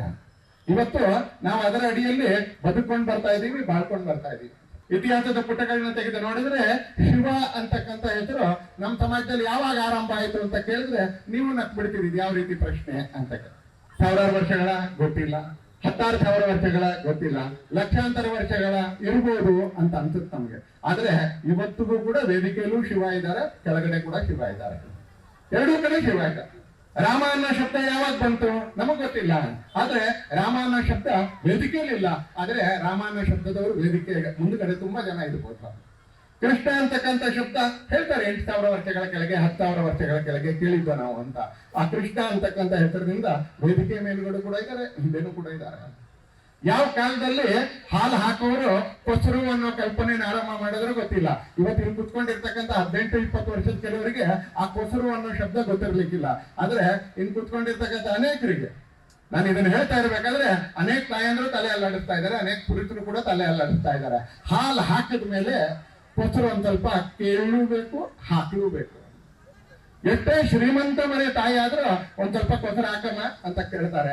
ಎಷ್ಟೇ ಬಡತನದ ಗೌಳಿಗಾದ್ರು, ಯಾದವ ಸಮಾಜದವರಾದ್ರು ಅಥವಾ ಹಾಲು ಮಾರೋರಾದ್ರೂ 1 ನಿಮಿಷ ತಾಯಿ ನಾನು ಇನ್ನೂ ಕೊಸರು ಹಾಕಿಲ್ಲ ಅಂತ ಹೇಳ್ತಾರೆ. ಯಾರು ಈಗಲೂ ಮನೆಯಲ್ಲಿ ಹಾಲು ಹಾಕಿಸ್ಕೋತೀರಿ? ನಂದಿನಿ ಬಂದ್ಬಿಟ್ಟಿದೆ, ನಂದಿನಿ ಗ್ರಾಮಕ್ಕೂ ಬಂದ್ಬಿಟ್ಟಿದೆ, ನಂದಿನಿ ಹ್ಯಾಮ್ಲೆಟ್ಗೂ ಬಂದ್ಬಿಟ್ಟಿದೆ ಅಂತಲೇ. ಆದ್ರೆ ನಂದಿನಿಯಲ್ಲಿ ಕೊಸರಿಲ್ಲ, ನಂದಿನಿಯಲ್ಲಿ ಒಳ್ಳೆ ಹಾಲಿದೆ, ಅದು ನಮ್ಗೆ ಶ್ರೇಷ್ಠವಾಗಿರ್ತಕ್ಕಂಥ ಸಂಸ್ಥೆ. ಆದ್ರೆ ನಂದಿನಿ ಹಾಲಿನಲ್ಲಿ ಕೊಸರಿಲ್ಲ. ಇವತ್ತು ನೀವು ಹಾಲು ಹಾಕಿಸ್ಕೊತೀರಿ ಆದ್ರೆ ನಾನು ಹೇಳೋ ವಾಕ್ಯ ಅನ್ನೋದು ಗಮನ ಇಟ್ಟು ಕೇಳ್ಕೊಳ್ಳಿ. ಇಬ್ರು ಕೂಡ ಹಾಲು ಹಾಕಿಸ್ಕೊಳ್ಳೋ ಅಂತವ್ರು ಎಷ್ಟೇ ಶ್ರೀಮಂತರಾಗಿದ್ರು ಏನಮ್ಮ ಇವತ್ತು ಕೊಸರ ಹಾಕಿಲ್ಲ ಅಂತ ಕೇಳಿ ಹಾಕಿಸ್ಕೊತಾರೆ. ಅದು ಅವಮಾನ ಅಂತ ಆಗಲ್ಲ, ಅದು ಭಿಕ್ಷೆ ಅಂತ ಆಗ್ಲಿಲ್ಲ. ಹಾಗೆ ಹಾಲು ಹಾಕುವಂತವ್ರು ಅವ್ರೇನಾದ್ರು ಮರ್ತು ಹೋಗಕ್ಕೆ ಅಂತ ಹೊರಟ್ರೆ, ಅಮ್ಮ ನಾನು ಇನ್ನೂ ಕೊಸರ ಹಾಕಿಲ್ಲ ಅಂತ ಹೇಳಿ ಒಂದ್ ಸ್ವಲ್ಪ ಕೊಸರ ಹಾಕ್ತಾರ ಅಂತಲೇ. ಹಾಲಿಗೆ ಕೊಸರು ಅಂತಕ್ಕಂಥದ್ದು ಯಾವ ಕಾಲದಲ್ಲಿ ಶುರು ಆಯ್ತು ಅಂತ ಇಲ್ಲಿ ಯಾರಾದ್ರೂ ಗೊತ್ತಿದ್ರೆ ನಾನು ಹೋಗ್ತಾ ಇರುವಾಗ ನನಗೆ ಹೇಳಿ ಇಂಥ ಇಸುವಿನ ಶುರು ಆಯ್ತು ಅಂತ. ನೀವು ಹಾಲು ಹಾಕಿಸ್ಕೊತಾ ಇರುವಾಗ ಕೊಸರು ಇತ್ತು, ನಿಮ್ಮ ಅಜ್ಜಿ ಹಾಲು ಹಾಕಿಸ್ಕೊತಾ ಇರುವಾಗ ಕೊಸರು ಇತ್ತು, ನಿಮ್ ತಾತ ಹಾಲು ಹಾಕಿಸ್ಕೊತಾ ಇರುವಾಗ ಕೊಸರು ಇತ್ತು. ನಾನು ಬಹಳ ದೊಡ್ಡ ಯಾವ್ದೋ ವಾಕ್ಯಗಳನ್ನ ಹೇಳಕ್ಕೆ ಅಂತ ಹೋಗೋದಿಲ್ಲ ಅಂತಲೇ, ಅಂತ ಶ್ರೇಷ್ಠವಾಗಿರೋದು ಅದನ್ನ ಹೇಳಲಿಕ್ಕೆ ಸ್ವಾಮೀಜಿಗಳಿದ್ದಾರೆ. ನಾನು ಸಮಾಜ ಜೀವನದಲ್ಲಿ ಹೇಗೆ ನೀನು ಅಮೆರಿಕದಲ್ಲಿ ಕೊಸರಿಲ್ಲ, ಇನ್ನು ಬೇರೆ ಏನೋ ಒಳ್ಳೇದಿರ್ಬೋದು ಅಂತಲೇ, ಆದ್ರೆ ಅಮೆರಿಕದಲ್ಲಿ ನಿಸ್ವಾರ್ಥತೆಯ ಕೊಸರಿಲ್ಲ ಅಂತ. ಟಿಪ್ಸ್ ಇರ್ಬೋದು, ಟಿಪ್ಸ್ ಸಪ್ಲೈಯರ್ಗೆ ಕಸ್ಟಮರ್ ಕೊಡ್ತಾನೆ ಹೊರತು ಕಸ್ಟಮರ್ಗೆ ಸಪ್ಲೈಯರ್ ಕೊಡೋದಿಲ್ಲ. ಇಲ್ಲಿ ಕಸ್ಟಮರು ಮತ್ತು ಸಪ್ಲೈಯರ್ ಇಬ್ರಿಗೂ ಕೊಸರಿನ ಬಗ್ಗೆ ಪರಿಜ್ಞಾನ ಇದೆ ಅಂತ, ಇಬ್ರಿಗೂ ಪರಿಜ್ಞಾನ ಇದೆ. ಮಾಂಸದ ಅಂಗಡಿ ಇಟ್ಕೊಂಡಿರ್ತಕ್ಕಂಥ ವೃತ್ತಿ ಮಾಡ್ತಾ ಇರ್ತಕ್ಕಂಥವ್ರು ಮೊದಲನೇ 3-4 ಮಾಂಸದ ತುಂಡುಗಳನ್ನ ಆತ ಮಾಳಿಗೆ ಮೇಲ್ಗಡೆ ಬಿತ್ತಾಕ್ತಾನೆ, ರಸ್ತೆಗೆ ಹಾಕಲ್ಲ, ಯಾಕಂದ್ರೆ ಹಕ್ಕಿ ತಗೊಂಡು ಹೋಗ್ಬೇಕು. ಈಗಲೂ ಸುತ್ತಮುತ್ತ ಇರ್ತಕ್ಕಂಥ ಟೀ ಅಂಗಡಿಯವರು ಬೆಳಿಗ್ಗೆ ನೀವೇನಾದ್ರೂ ಅವ್ರ ಬಾಗಿಲು ತೆಗಿಯಕ್ಕಿಂತ ಮುಂಚೆ ಬಂದ್ರೆ ನಿಮ್ಗೆ ಆಶ್ಚರ್ಯ ಆಗುತ್ತೆ. ನೀವು ಟೀ ಅಂತ ಆರ್ಡರ್ ಮಾಡಿದ್ರೆ 1 ನಿಮಿಷ ಅಣ್ಣ ಅಂತ ಹೇಳ್ಬಿಟ್ಟು ಮೊದಲನೇ ಟೀನ್ ರಸ್ತೆಗೆ ಹಾಕಿ 2ನೇ ಟೀನ್ ನಿಮಗ್ ಕೊಡ್ತಾರೆ. ಮೊದಲನೇ ಟೀನ ರಸ್ತೆಗೆ ಹಾಕಿ 2ನೇ ಟೀ ನಿಮಗ್ ಕೊಡ್ತಾರೆ. ಹೊರತು ನೀವೇನೋ ಬಹಳ ದೊಡ್ಡ ಮನುಷ್ಯರು ಬಂದಿದ್ದೀರಿ, ಮಾಜಿ MLA ಬಂದಿದ್ದೀರಿ, ಯಾವ್ದೋ ಪಾರ್ಟಿ ಅಧ್ಯಕ್ಷರು ಬಂದಿದ್ದೀರಿ, ಇನ್ಯಾವುದೋ ಎಲೆಕ್ಷನ್ ನಿಂತವ್ರು ಬಂದಿದ್ದೀರಿ ಅಂತ ನಿಮಗ್ ಮೊದಲನೇ ಟೀ ಸಿಗೋದಿಲ್ಲ, ನಿಮಗೆ 2ನೇ ಟೀ ಸಿಗುತ್ತೆ. ಮೊದಲನೇ ಟೀ ಅಥವಾ ಹುಳಿ ಹೊಪ್ಪಡಿಗಳಿಗೆ, ಹಕ್ಕಿಗಳಿಗೆ ಅಂತ ರಸ್ತೆಯಲ್ಲಿ ಹಾಕ್ತಾರೆ. ಇದು ನಂದಲ್ಲ ಅಂತ ಹಾಕ್ತಾರೆ. ನನಗೆ 100 ಜನ ವ್ಯಾಪಾರಿಗಳು ನನಗ್ ಪರಿಚಯ ಇದ್ದಾರೆ. ದಿನದ ಮೊದಲನೇ ವ್ಯಾಪಾರ ಬೆಂಗಳೂರಿನಲ್ಲಿ ಒಂದು ಜೆರಾಕ್ಸ್ ಅಂಗಡಿಯವರು ಇದ್ದಾರೆ 18 ಕ್ರಾಸ್ ಅಲ್ಲಿ. ದಿನದ ಮೊದಲನೇ ವ್ಯಾಪಾರ ಅಂತ ಡಬ್ಬದಲ್ಲಿ ಹಾಕ್ತಾರೆ. ನಾನು ಕೇಳಿದೆ, ಅಲ್ರಿ ಮೊದಲನೇ ವ್ಯಾಪಾರ ಅಕಸ್ಮಾತ್ 1,000 ರೂಪಾಯಿ ಆದ್ರೆ ಅದು ನಂದಲ್ಲ ಸರ್. ನಾನು ಅವ್ರಿಗೆ ಕೇಳಿದ್ದೀನಿ, ಮೊದಲನೇ ವ್ಯಾಪಾರ 1,000 ರೂಪಾಯಿ ವ್ಯಾಪಾರ ಆದ್ರೆ ಸರ್ ಒಂದು ಜೆರಾಕ್ಸ್ ಅಂಗಡಿಯವರಿಗೆ ಎಷ್ಟು ವ್ಯಾಪಾರ ಆಗುತ್ತೆ ಅಂತ ನಿಮ್ಮೆಲ್ರಿಗೂ ಚೆನ್ನಾಗಿ ಗೊತ್ತು. ಮೊದಲನೇ ವ್ಯಾಪಾರ 1,000 ರೂಪಾಯಿ ಆದ್ರೆ ಸರ್ ಅಂತ ಕೇಳಿದ್ರೆ ಅವ್ರು ಹೇಳ್ತಾರೆ, ಸರ್ ಮೊದಲನೇ ವ್ಯಾಪಾರ 8 ರೂಪಾಯಿಗೆ ಬೇಕಾದ್ರೂ ಆಗಿರ್ಲಿ, ಆದ್ರೆ ಮೊದಲನೇ ವ್ಯಾಪಾರ ನಂದಲ್ಲ, ಮೊದಲನೇ ವ್ಯಾಪಾರ ನಂದಲ್ಲ, ಮೊದಲನೇ ವ್ಯಾಪಾರ ದೇವರಿಗೆ ಹಾಕ್ಬಿಡ್ತೀನಿ, ನಾನು ಗೋಶಾಲೆಗೋ ಅನಾಥಾಶ್ರಮಕ್ಕೋ ಎಲ್ಲಿಗಾದ್ರೂ ಒಂದ್ ಕಡೆ ನಾನು ದಾನ ಕೊಡ್ತೀನಿ ಅಂತ ಹೇಳಿ. ಹಿಂದೂ ಸಮಾಜ ಏನು ಅಂತ ಕೇಳಿದ್ರೆ ನಾವೇನೋ ಪೂಜೆ ಮಾಡ್ತೀವಿ, ಬರೀ ಅಷ್ಟೇ ಅಲ್ಲ. ಹಿಂದೂ ಸಂಸ್ಕೃತಿ ಏನು ಅಂತ ಕೇಳಿದ್ರೆ ನಾವೇನೋ ಒಂದಷ್ಟು ದೇವರಿಗೆ ಅಲಂಕಾರ ಮಾಡ್ತೀವಿ, ಬರೀ ಅಷ್ಟೇ ಅಲ್ಲ, ಅದು ಹೌದು. ಹಿಂದೂ ಸಮಾಜ ಏನು ಅಂತ ಕೇಳಿದ್ರೆ ನಾವೇನೋ ತೀರ್ಥಯಾತ್ರೆ ಮಾಡ್ತೀವಿ, ಅಷ್ಟೇ ಅಲ್ಲ. ಹಿಂದೂ ಸಮಾಜ ಏನು, ಹಿಂದೂ ಸಂಸ್ಕೃತಿ ಏನು ಅಂತ ಕೇಳಿದ್ರೆ ನಾವು ಯಾವ್ದೋ ಒಂದು ದೊಡ್ಡ ಗುಡಿ ಗುಂಡಾರ ಕಟ್ಟಿಸ್ತೀವಿ, ಅಷ್ಟೇ ಅಲ್ಲ, ಅದು ಕೂಡ ಹೌದು, ಅದು ಕೂಡ ಹೌದು. ಆದ್ರೆ ಹಿಂದೂ ಸಂಸ್ಕೃತಿ ಏನು ಅಂತ ಕೇಳಿದ್ರೆ ಸಾವಿರಾರು ವರ್ಷಗಳಿಂದ ಜನ ಒಬ್ಬರಿಗೆ ಇನ್ನೊಬ್ಬರಿಗೆ ಕಾಂಪ್ಲಿಮೆಂಟರಿ ಆಗಿ, ಪೂರಕವಾಗಿ, ಕೇವಲ ಒಬ್ಬರು ಇನ್ನೊಬ್ಬರಿಗೆ ಮಾತ್ರ ಅಲ್ಲ, ಒಟ್ಟು ಸಮಾಜ ಪ್ರಕೃತಿಗೆ ಪೂರಕವಾಗಿ, ಪರ್ಯಾವರಣಕ್ಕೆ ಪೂರಕವಾಗಿ, ಪರಿಸರಕ್ಕೆ ಪೂರಕವಾಗಿ, ಆ ಸಮಾಜ ಮತ್ತು ಪರಿಸರ ಇವೆರಡು ಒಟ್ಟಿಗೆ ಸೇರಿ ಜಗತ್ತಿಗೆ ಒಳ್ಳೇದಾಗ್ಲಿ ಅಂತ ಹೇಳಿ ಈ ದೇಶ ಲಕ್ಷಾಂತರ ವರ್ಷಗಳಿಂದ ಬದುಕ್ತು. ಜಗತ್ತಿಗೆ ಒಳ್ಳೇದಾಗ್ಲಿ ಅಂತ ಬಯತು. ಸ್ವಾಮೀಜಿಗಳ ಆಶೀರ್ವಾದ ಮಾಡ್ತಾ ಇರ್ಬೇಕಾದ್ರೆ ವೇದಿಕೆಯಿಂದ ಮಂತ್ರ ಹೇಳಿದ್ರು, ಅವರು ಮಂತ್ರ ಹೇಳಿದ್ರು, ಕಡೆಗೆ ಓಂ ಶಾಂತಿ ಶಾಂತಿ ಶಾಂತಿ ಅಂತ ಜಗಳ ಹುಟ್ಟಾಕೋರು ಸಿಕ್ಕಾಪಟ್ಟೆ ಇದ್ದಾರೆ. ಇಲ್ಲರ ಕಡೆನೂ ಜಗಳ ಹುಟ್ಟಾಕ್ತಾರೆ. ಅಂತದ್ರ ಮಧ್ಯದಲ್ಲಿ ಈ ಸಮಾಜ 18 ಶಾಂತಿ ಮಂತ್ರಗಳನ್ನ ಹುಡುಕ್ತಾರೆ. ಒಂದೆರಡಲ್ಲ, 18 ಶಾಂತಿ ಮಂತ್ರ ಇದೆ. ಪೂಜ್ಯ ಸ್ವಾಮೀಜಿಗಳು, ಇಲ್ಲಿರ್ತಕ್ಕಂಥ ಅರ್ಚಕರು, ಹಿಂದೆ ಇರ್ತಕ್ಕಂಥ ಗೋಪಾಲ ಚನ್ನಬಸವೇಶ್ವರ ಸನ್ನಿಧಿಯಲ್ಲಿ ಮಂತ್ರ ಹೇಳ್ತಾ ಇರ್ಬೇಕಾದ್ರೆ ಕೇಳಿದ್ರೆ ಅಲ್ಲಿ ಹೇಳ್ತಾರೆ, ಶಂ ದ್ವಿಪದೆ, ಶಂ ಚತುಷ್ಪದೆ, ಶಂ ಶತಪದೆ, ಶಂ ಸಹಸ್ರಪದೆ. 2 ಕಾಲಿನ, 4 ಕಾಲಿನ, 3 ಕಾಲಿನ, 1000 ಕಾಲಿನ ಪ್ರಾಣಿಗಳ ಜೊತೆಗೆ ಹುಳಿ, ಹುಪ್ಪಟೆ, ಗಿಡ, ಮರ ಎಲ್ರಿಗೂ ಒಳ್ಳೇದಾಗ್ಲಿ ಅಂತ ದೇವಸ್ಥಾನದಲ್ಲಿ ಪ್ರಾರ್ಥನೆ ಮಾಡ್ತಾರೆ. ಎಲ್ರಿಗೂ ಒಳ್ಳೇದಾಗ್ಲಿ. ಯಾಕೆ ಅಂತ ಕೇಳಿದ್ರೆ ಒಂದು ಸರಳವಾಗಿರ್ತಕ್ಕಂಥ ವಾಕ್ಯ ಇಲ್ಲಿರೋರ್ಗೆ ಅನೇಕರಿಗೂ, ಈಶಾವಾಸ್ಯ ವಿಧಂ ಸರ್ವಂ, ಎಲ್ಲರಲ್ಲೂ ದೇವರಿದ್ದಾನೆ. ಹಾಗಾಗಿ ಯಾರಿಗಾದ್ರೂ ಕಾಲ್ ಸೊಕ್ಸಿದ್ರೆ ನಮಸ್ಕಾರ ಮಾಡ್ಕೋತೀವಿ, ಇದು ಹಿಂದುತ್ವ. ಯಾರಿಗಾದ್ರೂ ಕಾಲ್ ಸೊಕ್ಸಿದ್ರೆ ನಾವು ನಮಸ್ಕಾರ ಮಾಡ್ತೀವಿ ಅಂತೇಳಿ. ಯಾಕೆ ಅಂತ ಕೇಳಿದ್ರೆ ನನ್ನೊಳಗಿರೋ ದೇವರು ಅವನ ಹತ್ರನೇ ಇದ್ದಾನೆ, ಅವನು ತುಳಿದು ಬಿಟ್ಟಿದ್ದೀನಿ, ನಾನು ಒಂದ್ ಸ್ವಲ್ಪ ನಮಸ್ಕಾರ ಮಾಡಬೇಕು. ಹೀಗೆ ಜೊತೆಗಿರ್ತಕ್ಕಂಥ ಮಾನವನ ಜೊತೆಗೆ, ಸಹಮತದ ಜೊತೆಗೆ, ಸಮರಸತೆಯ ಜೊತೆಗೆ, ಸಹಬಾಳ್ವೆಯ ಜೊತೆಗೆ ಒಂದು ಸಮಾಜ ಕಟ್ಕೊಂಡ ನಾವು. ವ್ಯಕ್ತಿಗಳಿದ್ದಿದ್ದು ಇಲ್ಲಿ ಕುಟುಂಬ ಆಯ್ತು, ಒಟ್ಟಿಗೆ ಬದುಕಕ್ಕೆ ಶುರು ಮಾಡಿದ್ರು. 10 ಕುಟುಂಬಗಳು ಒಟ್ಟಿಗೆ ಸೇರಿ ಗ್ರಾಮಗಳಾದ, 10 ಗ್ರಾಮಗಳು ಸೇರಿ ಒಂದು ಸಮಾಜ ಆಯ್ತು. ನೋಡ್ತಾ ನೋಡ್ತಾ ನೋಡ್ತಾ ನೋಡ್ತಾ ಬರೇ ಈಶಾವಾಸ್ಯಂ ಇದಂ ಸರ್ವಂ, ಎಲ್ಲರಲ್ಲೂ ದೇವರಿದ್ದಾನೆ, ಒಂದೇ ದೇವರು ಎಲ್ಲರಲ್ಲೂ ಇದ್ದಾನೆ ಅಂತ ಮಾತ್ರ ಅಲ್ಲ, ಇದ್ರ ಜೊತೆಗೆ ಇನ್ನೂ ಕೆಲವು ಸಂಗತಿಗಳನ್ನ ಜೋಡಿಸ್ಕೊಂಡ್ರು. ತುಂಬಾ ಹೇಳ್ಬೋದು, ಆದ್ರೆ ಮೂರೇ ವಾಕ್ಯ ಹೇಳಿ ನಾನು ಮುಂದೆ ಹೋಗ್ತೀನಿ. ನಹಿ ಜ್ಞಾನೇನ ಸದೃಶಂ ಪವಿತ್ರ ವಿದ್ಯತೆ. ನಮ್ಮ ದೇಶದಲ್ಲಿ ಎಲ್ಲದಕ್ಕಿಂತ ಗೌರವ ಯಾವುದು ಅಂತ ಹೇಳಿದ್ರೆ ವಿದ್ಯೆಗೆ. ಎಷ್ಟು ಬೇಕಾದ್ರೂ ಹಣ ಸಂಪಾದನೆ ಮಾಡಬಹುದು, ಆದ್ರೆ ಎಲ್ಲದಕ್ಕಿಂತ ಜಾಸ್ತಿ ಗೌರವ ಯಾವುದು ಅಂತ ಕೇಳಿದ್ರೆ, ನಾನು ಈಗಲೂ ಗುಬ್ಬಿಯ ಪೇಟೆಯಲ್ಲಿ, ನಿಟ್ಟೂರಿನ ಪೇಟೆಯಲ್ಲಿ ನಾನು ನಿಮಗೆ ಪಂದ್ಯ ಕಟ್ತೀನಿ. ಒಬ್ಬ ಟೀಚರು ಮತ್ತು ಊರಿನೊಬ್ಬ ಶ್ರೀಮಂತ, ಇವರಿಬ್ರು ಒಟ್ಟಿಗೆ ವಾಕ್ ಮಾಡ್ಕೊಂಡು ಹೋದ್ರೆ ಟೀಚರಿಗೆ ಜಾಸ್ತಿ ನಮಸ್ಕಾರ ಸಿಗುತ್ತೆ ಹೊರತು ಶ್ರೀಮಂತರಿಗೆ ಜಾಸ್ತಿ ನಮಸ್ಕಾರ ಸಿಗಲ್ಲ. ಶ್ರೀಮಂತನಿಗೆ ಗೌರವ ಇಲ್ಲ ಅಂತ ಹೇಳಲ್ಲ, ಆತ ಕೆಟ್ಟ ಮನುಷ್ಯ ಅಂತ ಹೇಳಲ್ಲ, ಆತನೇ ಒಳ್ಳೆ ಮನುಷ್ಯನೇ. ಆದ್ರೆ ನಮ್ಮ ಸಮಾಜ ಮೇಲೆ ಒಂದು ಗುಣ ಇದೆ. ಒಬ್ಬ ಟೀಚರು ಮತ್ತು ಒಬ್ಬ ಇಂಡಸ್ಟ್ರಿಯಲಿಸ್ಟ್, ಕೈಗಾರಿಕೋದ್ಯಮಿ, ಅವರಿಬ್ರು ಒಟ್ಟಿಗೆ ನಡ್ಕೊಂಡು ಹೋದ್ರೆ ಅತ್ಯಂತ ಜಾಸ್ತಿ ನಮಸ್ಕಾರ ಟೀಚರಿಗೆ ಸಿಗುತ್ತೆ ಹೊರತು ಅತ್ಯಂತ ಜಾಸ್ತಿ ನಮಸ್ಕಾರ ಇಂಡಸ್ಟ್ರಿಯಲಿಸ್ಟ್ ಸಿಗಲ್ಲ. ಯಾಕೆ ಅಂತ ಕೇಳಿದ್ರೆ, ಇಂಡಸ್ಟ್ರಿಯಲಿಸ್ಟ್ ಕೆಟ್ಟವನು ಅಂತಲ್ಲ, ನಮ್ಮ ಸಮಾಜ ನಹಿ ಜ್ಞಾನೇನ ಸದೃಶಂ ಪವಿತ್ರ ವಿದ್ಯತೆ ಅಂತ ಹೇಳಿ ವಿದ್ಯೆಗೆ, ಜ್ಞಾನಕ್ಕೆ, ಸಮರ್ಪಣೆಗೆ ಜಾಸ್ತಿ ಬೆಲೆ ಕೊಡ್ತು. ಹಾಗೆ ಈ ದೇಶ ಇನ್ನೂ ಒಂದು ಹೇಳ್ತು, ತೇನ ತ್ಯಕ್ತೇನ ಮುಂಜಿತ ಮಾಗ್ರದ ಕಥ್ಯತ್ಲಿತನಂ. ನಿನಗೆ ಎಷ್ಟು ಬೇಕೋ ಅಷ್ಟು ಮಾತ್ರ ತಗೊಳ್ಬೇಕು. ನಮ್ಮನೇಲಿ ನೋಡ್ತೀವಿ ಅನೇಕ ಕಡೆ, ಉಳಿದು ಬಿಡುತ್ತೆ ತಿನ್ಬಿಡು, ಉಳಿದು ಬಿಡುತ್ತೆ ತಿನ್ಬಿಡು, ಉಳಿದು ಬಿಡುತ್ತೆ ತಿನ್ಬಿಡು. ಎಲ್ಲ ಮನೇಲಿ, ನಮ್ಮ ಮನೆ ಹೇಳಿದ್ದಾರೆ ಉಳಿದು ಬಿಡುತ್ತೆ ಇನ್ನೊಂದೆರಡು ತುತ್ತು ತಿನ್ಬಿಡು, ವೇಟ್ ಮಾಡೋದು ಬೇಡ. ಜಗತ್ತಲ್ಲಿ ಮನುಷ್ಯ ಒಬ್ಬನೇ ಪ್ರಾಣಿ, ಉಳಿದು ಬಿಡುತ್ತೆ ಅಂತ ತಿನ್ನೋನು. ನಿಮಗೆ ನೆನಪು ಮಾಡ್ತೀನಿ, ಉಳಿದು ಬಿಡುತ್ತೆ ಅಂತ ತಿನ್ನುವ ಏಕೈಕ ಪ್ರಾಣಿ ಮನುಷ್ಯ. ಇನ್ನೆಲ್ಲ ಪ್ರಾಣಿಗಳು ಎಷ್ಟು ಬೇಕೋ ಅಷ್ಟು ತಿಂದು ಉಳಿದಿದ್ದು ಉಳಿದವ್ರು ಬಿಟ್ಟು ಹೋಗ್ತಾ. ಅದ್ರಲ್ಲಿ ಹುಳಿ ನೋಡಿ, ತನಗೆ ಎಷ್ಟು ಬೇಕೋ ಅಷ್ಟೇ ತಿನ್ನುತ್ತೆ, ಅದಾದ್ಮೇಲೆ ಅದು ಬಿಟ್ಟು ಹೋಗುತ್ತೆ. ಅದನ್ನ ಜೀವ ಸರಪಳಿಯಲ್ಲಿ ಇರ್ತಕ್ಕಂಥ ಬೇರೆ ಪ್ರಾಣಿಗಳು ಅದನ್ನು ಸ್ವೀಕರಿಸ್ತಾರೆ. ಮನುಷ್ಯ ಒಬ್ಬನೇ ಪ್ರಾಣಿ, ಎಲ್ಲ ನನಗೆ ಇರಲಿ ಅಂತ ಹೇಳೋದು. ಅದು ಇವತ್ತಿನ ಮನುಷ್ಯ. ನಮ್ ದೇಶ ಹೇಳ್ತು, ನಿನಗೆ ಎಷ್ಟು ಬೇಕೋ ಅಷ್ಟ, ನದಿ ನೀರು ನಿನಗೆ ಎಷ್ಟು ಬೇಕೋ ಅಷ್ಟು ಉಪಯೋಗಿಸುವ, ಆದ್ರೆ ನದಿ ನಿನಗೋಸ್ಕರ ಇರೋದಲ್ಲ. ಮರದಲ್ಲಿ ಇರ್ತಕ್ಕಂಥ ಹಣ್ಣು ನಿನಗೆ ಎಷ್ಟು ಬೇಕೋ ಉಪಯೋಗಿಸು, ಆದ್ರೆ ಅದಕ್ಕೆ ಕಲ್ಲು ಹೊಡೆದು ಉದುರಿಸ್ಕೊಂಡು ಹಾಳು ಮಾಡಿ ನೀನ್ ಎರಡು ತಿನ್ನಕ್ ನಿನ್ಗೆ ಅವಕಾಶ ಇಲ್ಲ. ಯಾಕಂದ್ರೆ ಮರ ಇರ್ತಕ್ಕಂಥದ್ದು ಜಗತ್ತಿಗೆ ತೇನ ತ್ಯಕ್ತೇನ ಗುಂಜೀತ ಹೇಳ್ತೇವೆ. ಮೂರನೇದು ಮಾತೃವತ್ ಪರದಾರೇಶು. ನಮ್ ದೇಶದಲ್ಲಿ ಹೇಳಿದ್ರು ಅವನ್ನ ಹೆಣ್ಣು ಮಗಳು ಅಂತ ಹೇಳಿದ್ರೆ ತಾಯಿ ಅಂತಾರೆ. ಈ ದೇಶದಲ್ಲಿ ಇವತ್ತಿಗೂ ಕೂಡ ಎಲ್ಲೋ ಒಂದಷ್ಟು ಇವತ್ತಿನ ಸ್ಕೂಲ್ಗಳಲ್ಲಿ ಹೆಣ್ಮಕ್ಳಿಗೆ ಲೇ ಅಂತಾರೆ ಹೊರತು ಇವತ್ತಿನ ಜನರಲ್ ಸ್ಕೂಲ್ಗಳಲ್ಲೂ ಮನೆಯಲ್ಲೂ ಯಾವ ಹೆಣ್ಮಗಳಿಗೂ ಕೂಡ ಲೇ ಅಂತ ಹೇಳೋದಿಲ್ಲ. ಇಲ್ಲಿರ್ತಕ್ಕಂಥ ಎಲ್ಲ ಮನೆಗಳ ಬಗ್ಗೆನೂ ನಾನು ಗ್ಯಾರಂಟಿಯಾಗಿ ಹೇಳ್ತೀನಿ, ಯಾವ ಮನೆಯಲ್ಲೂ ಹೆಣ್ಮಕ್ಳಿಗೆ ಲೇ ಅಂತ ಹೇಳೋದಿಲ್ಲ. ಎಷ್ಟೇ ಚಿಕ್ಕ ಮಗು ಇದ್ರು ಕೂಡ ಏನಮ್ಮ ಹೇಗಿದ್ಯಾ, ಅದಕ್ಕೇನು ಅವಮಾನ ಇಲ್ಲ. ಏನ್ ನನ್ನನ್ನ ಅಮ್ಮ ಅಂತ ಕರೆದ್ಬಿಟ್ರಿ, ನಾನು ಇನ್ನೂ ಬಹಳ ಯಂಗ್ ಅಂತ, ಅದಕ್ಕೇನು ಬೇಜಾರಿಲ್ಲ. ಕರೆಯೋನಿಗೂ ಏನು ಅಸಹಜ ಅಂತ ಏನಿಲ್ಲ. ಆ ಪುಟ್ಟ ಮಗುಗೆ ಅಮ್ಮ ಅನ್ಬೇಕಾದ್ರೆ ಕರೆಯೋನ್ಗೂ ಕೂಡ ಏನು ಅಸಹಜತೆ ಏನಿದೆ, ಏನು ಈ ಪುಟ್ಟ ಮಗುಗೆ ನನ್ನ ಅಮ್ಮ ಅಂತ ಅತ್ಯಂತ ಸಹಜ. ಹೇಗೋ ಟೀಚರ್ಗೆ ನಮಸ್ಕಾರ ಮಾಡ್ತೀವ, ಯಾವುದೇ ಹೆಣ್ಮಗಳ ಕಂಡ್ರೆ ನಾವು ಏನಮ್ಮ ಹೇಗಿದೆಯಾ ಅಂತ ಕೇಳ್ತಕ್ಕಂಥದ್ದು ಇಲ್ಲಿರೋ ಪ್ರತಿಯೊಬ್ಬರಿಗೂ ನಾನು ಹೇಳ್ತೀನಿ. ಪ್ರತಿಯೊಬ್ಬರಿಗೂ ಇರ್ತಕ್ಕಂಥ ಸಹಜವಾಗಿರ್ತಕ್ಕಂಥ ಸಂಬಂಧ ಸ್ವಭಾವ. ಹೀಗೆ ಬೆಳೀತಾ ಬೆಳೀತಾ ಬೆಳೀತಾ ಬೆಳೀತಾ ಬೆಳೀತಾ ಹಿಂದೂ ಸಮಾಜ ಬಂತು ಅಂತಾರೆ. ಒಂದು ದೇಶ ಕಟ್ಟದೋ, ಆ ದೇಶದಲ್ಲಿ ಬದುಕಿದೋ, ಆ ದೇಶ ಕೆಲವು ಸತ್ಯಗಳನ್ನ ಕಂಡುಕೊಳ್ತು, ಅನೇಕ ಸಂಪ್ರದಾಯಗಳನ್ನ ಮಾತ್ರ, ಅನೇಕ ಗುರುಗಳು, ಅನೇಕ ದೇವರು. ಜಗಳ ಆಗ್ಲಿಲ್ಲ, ನಾವು ಜಗಳ ಆಗ್ಲಿಲ್ಲ. ಇಲ್ಲಿಂದ ಹೊರಟವರು ಕಾಶಿಗೆ ಹೋಗಿ ವಿಶ್ವೇಶ್ವರನ ದರ್ಶನ ಮಾಡ್ಕೊಂಡು, ಕೇದಾರಕ್ಕೆ ಹೋಗಿ ಈಶ್ವರನ ದರ್ಶನ ಮಾಡ್ಕೊಂಡ್ಮೇಲೆ ಅವ್ರು ಅಲ್ಲಿಗೆ ನಿಲ್ಲಿಲ್ಲ, ನಾನು ಶೈವ ಮತಾವಲಂಬಿ ಅಂತ.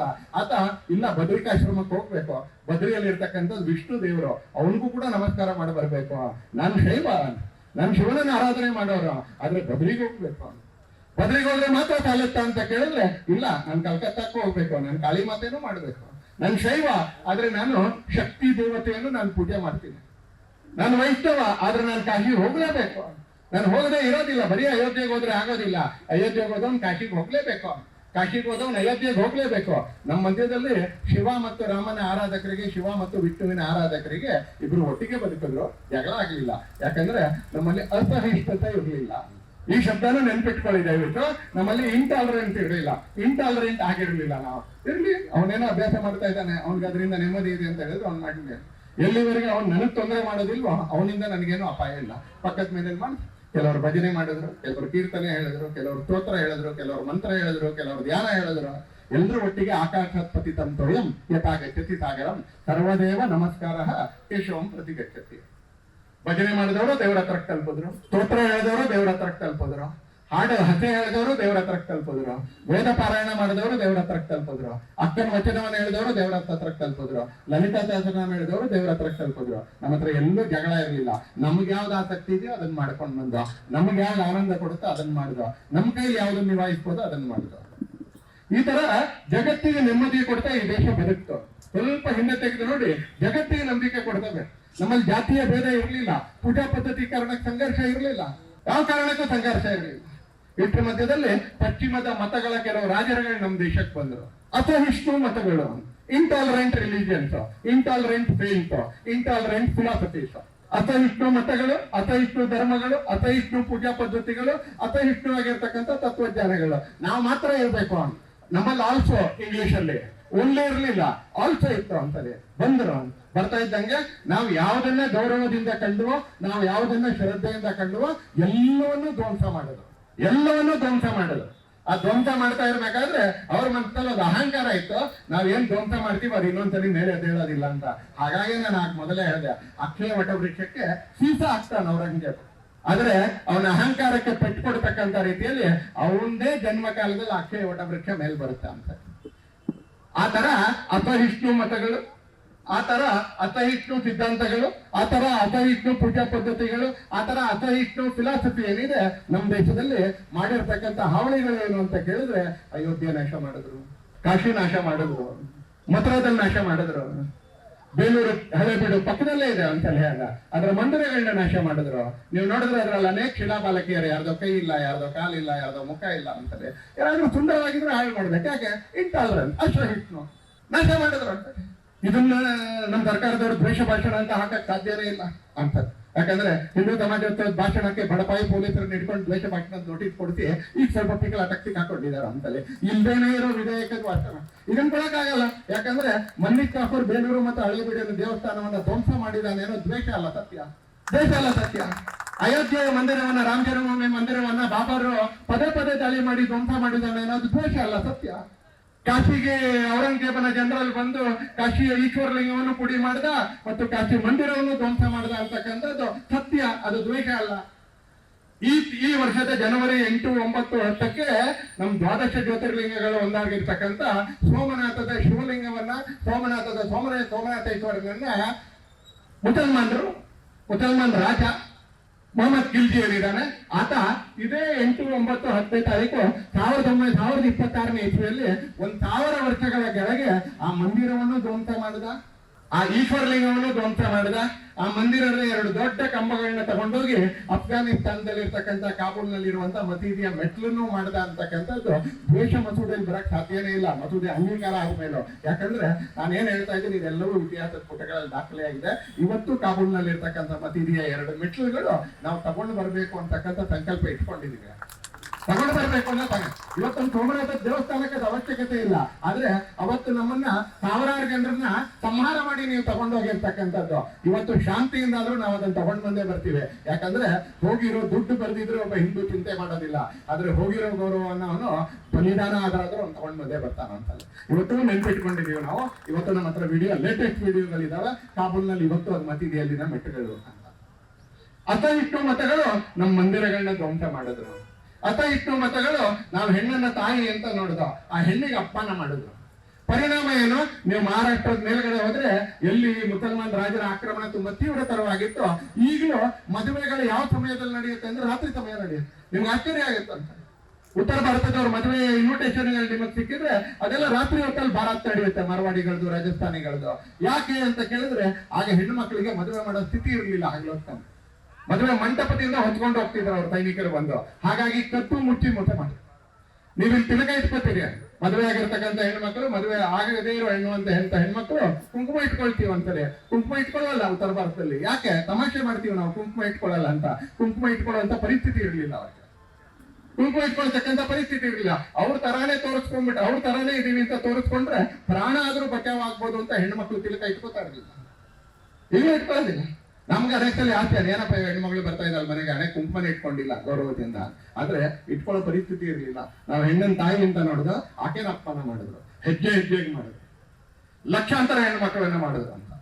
ನಾವು ಗೋವನ್ನ ಪೂಜ್ಯ ಅಂತ ಮಾಡಿದ್ರು. ತಾಯಿ ಹಾಲು ಒಂದು 6 ತಿಂಗಳು, 8 ತಿಂಗಳು, 1 ವರ್ಷ, 1.5 ವರ್ಷ, ಅದಾದ್ಮೇಲೆ 2 ವರ್ಷ, 2.5 ವರ್ಷ, ಅದಾದ್ಮೇಲೆ ಗೋವನ ಹಾಲನ್ನೇ ಕುಡಿದ್ಬಂದು. ಯಾರೋ ಕೆಲವರು ಆಡಿನ ಹಾಲು ಕುಡಿದಿರ್ಬೋದು, ಯಾರೋ ಕೆಲವರು ವೈದ್ಯದ ಕಾರಣಕ್ಕೆ, ಆರೋಗ್ಯದ ಕಾರಣಕ್ಕೆ ಒಂಟೆ ಹಾಲು ಕುಡಿಬಹುದು ದೂರದಿಂದ ತರಿಸಿ. ಆದ್ರೆ ಸಾಮಾನ್ಯ ಜನ ಹಸುವಿನ ಹಾಲು ಕುಡಿದು ಬಿಡ್ತಾರೆ. ನಮ್ಮನ್ನ ಹಾಲು ಕುಡಿದು ಪಾಲಿಸ್ತಾಳೆ, ಅದಕ್ಕೆ ನಾವು ಗೌರವ ಸಲ್ಲಿಸ್ತೀವಿ. ಹಾಲು ಕೊಡೋದು ಗೌರವಿಸ್ತಾರೆ. ಅದಕ್ಕೆ ನಮ್ಮ ಈ ಮೂರನೇವರು ಇದಾರಲ್ಲ ವಿವಾದಿಗಳು, ಅವರಲ್ಲಿ ಕೆಲವು ಹೇಳ್ತಾರೆ ನಾಯಿ ಕೂಡ ಹಾಲು ಕುಡಿಯುತ್ತೆ, ಅದನ್ನ ಯಾಕೆ ಸಮರಿಸಬೇಕು ಅಂತ. ನಾವು ಉತ್ತರ ಕೊಟ್ಟ ಅಂತಾರೆ, ಹಸುವಿನ ಹಾಲು ಕುಡಿತಿದ್ದೀರಿ, ನೀವು ನಾಯಿ ಹಾಲು ಕುಡಿತಿದ್ರೆ ನೀವು ಅದನ್ನ ಪಾಲಿಸಿ ಅಂತ. ನಮ್ಗೆ ಅಂತ ನೀವು ನ್ಯಾಯ ಹಾಲು ಕುಡಿದೇ ಬೆಳೆದಿದ್ರೆ ನೀವು ಅದನ್ನ ರಕ್ಷಣೆ ಮಾಡಿ, ನಮಗ್ ತೊಂದರೆ ಏನಿಲ್ಲ, ನಾವು ಅದಕ್ಕೇನು ಹೇಳಲ್ಲ. ನಾವು ಗೋವಿನ ಹಾಲು ಕುಡಿದು ಬೆಳೆದಿದ್ದೀವಿ, ಹೀಗಾಗಿ ನಾವು ಅದರ ಸಂರಕ್ಷಣೆ ಮಾಡ್ತೀವಿ.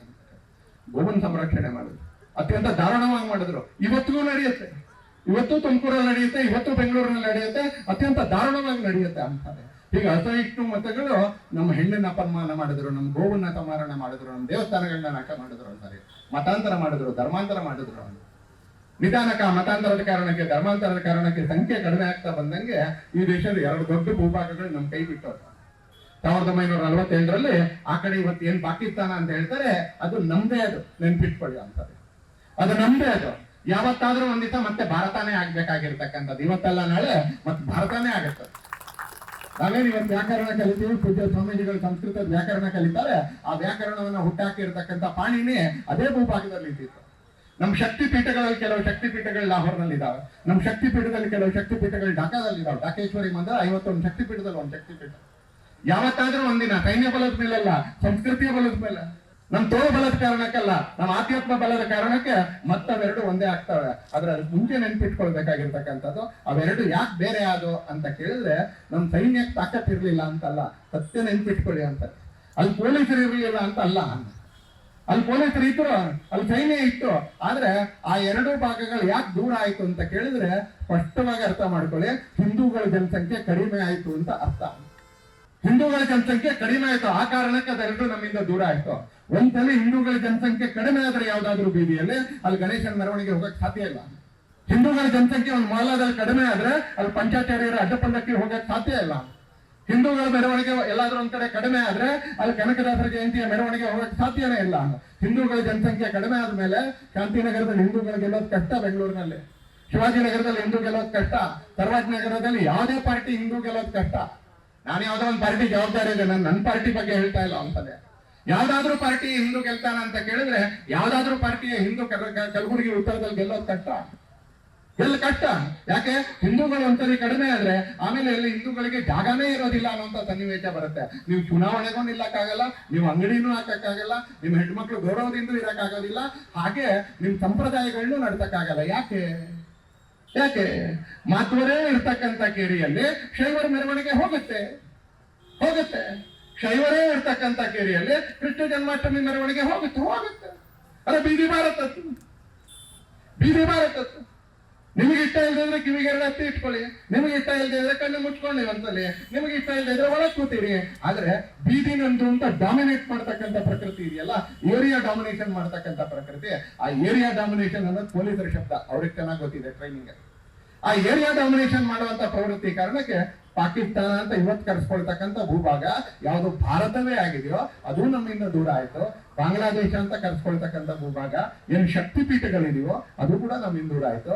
ಇವತ್ತು ಇಲ್ಲಿ ಕುತ್ಕೊಂಡಿರ್ತಕ್ಕಂಥವ್ರು ಯೋಚನೆ ಮಾಡಿ, ಹೆಂಗೋ ಹೋಗಿದೆ ಅಂತ ಅನ್ಕೊಂಡ್ರೆ ನೀವು ಒಂದ್ಸಲಿ ನಾಳೆ ನೀವಿರೋ ಜಾಗನೂ ಹೋಗುತ್ತೆ. Spark neglected burn the house ಅಂತ ನಮ್ಗೆ 10ನೇ ಕ್ಲಾಸಲ್ಲಿ ಒಂದು ಪಾಠ ಇತ್ತು. Spark neglected burn the house ಅಂತ. ಒಂದು ಕಿಡಿನ ನೀವು ನಿರ್ಲಕ್ಷ್ಯ ಮಾಡಿದ್ರೆ ಆಮೇಲೆ ಅದೇ ಬೆಂಕಿಯಾಗಿ ಮನೆಯನ್ನು ದಹಿಸುತ್ತೆ, ಸುಡುತ್ತೆ ಅಂತ ಹೇಳಿ.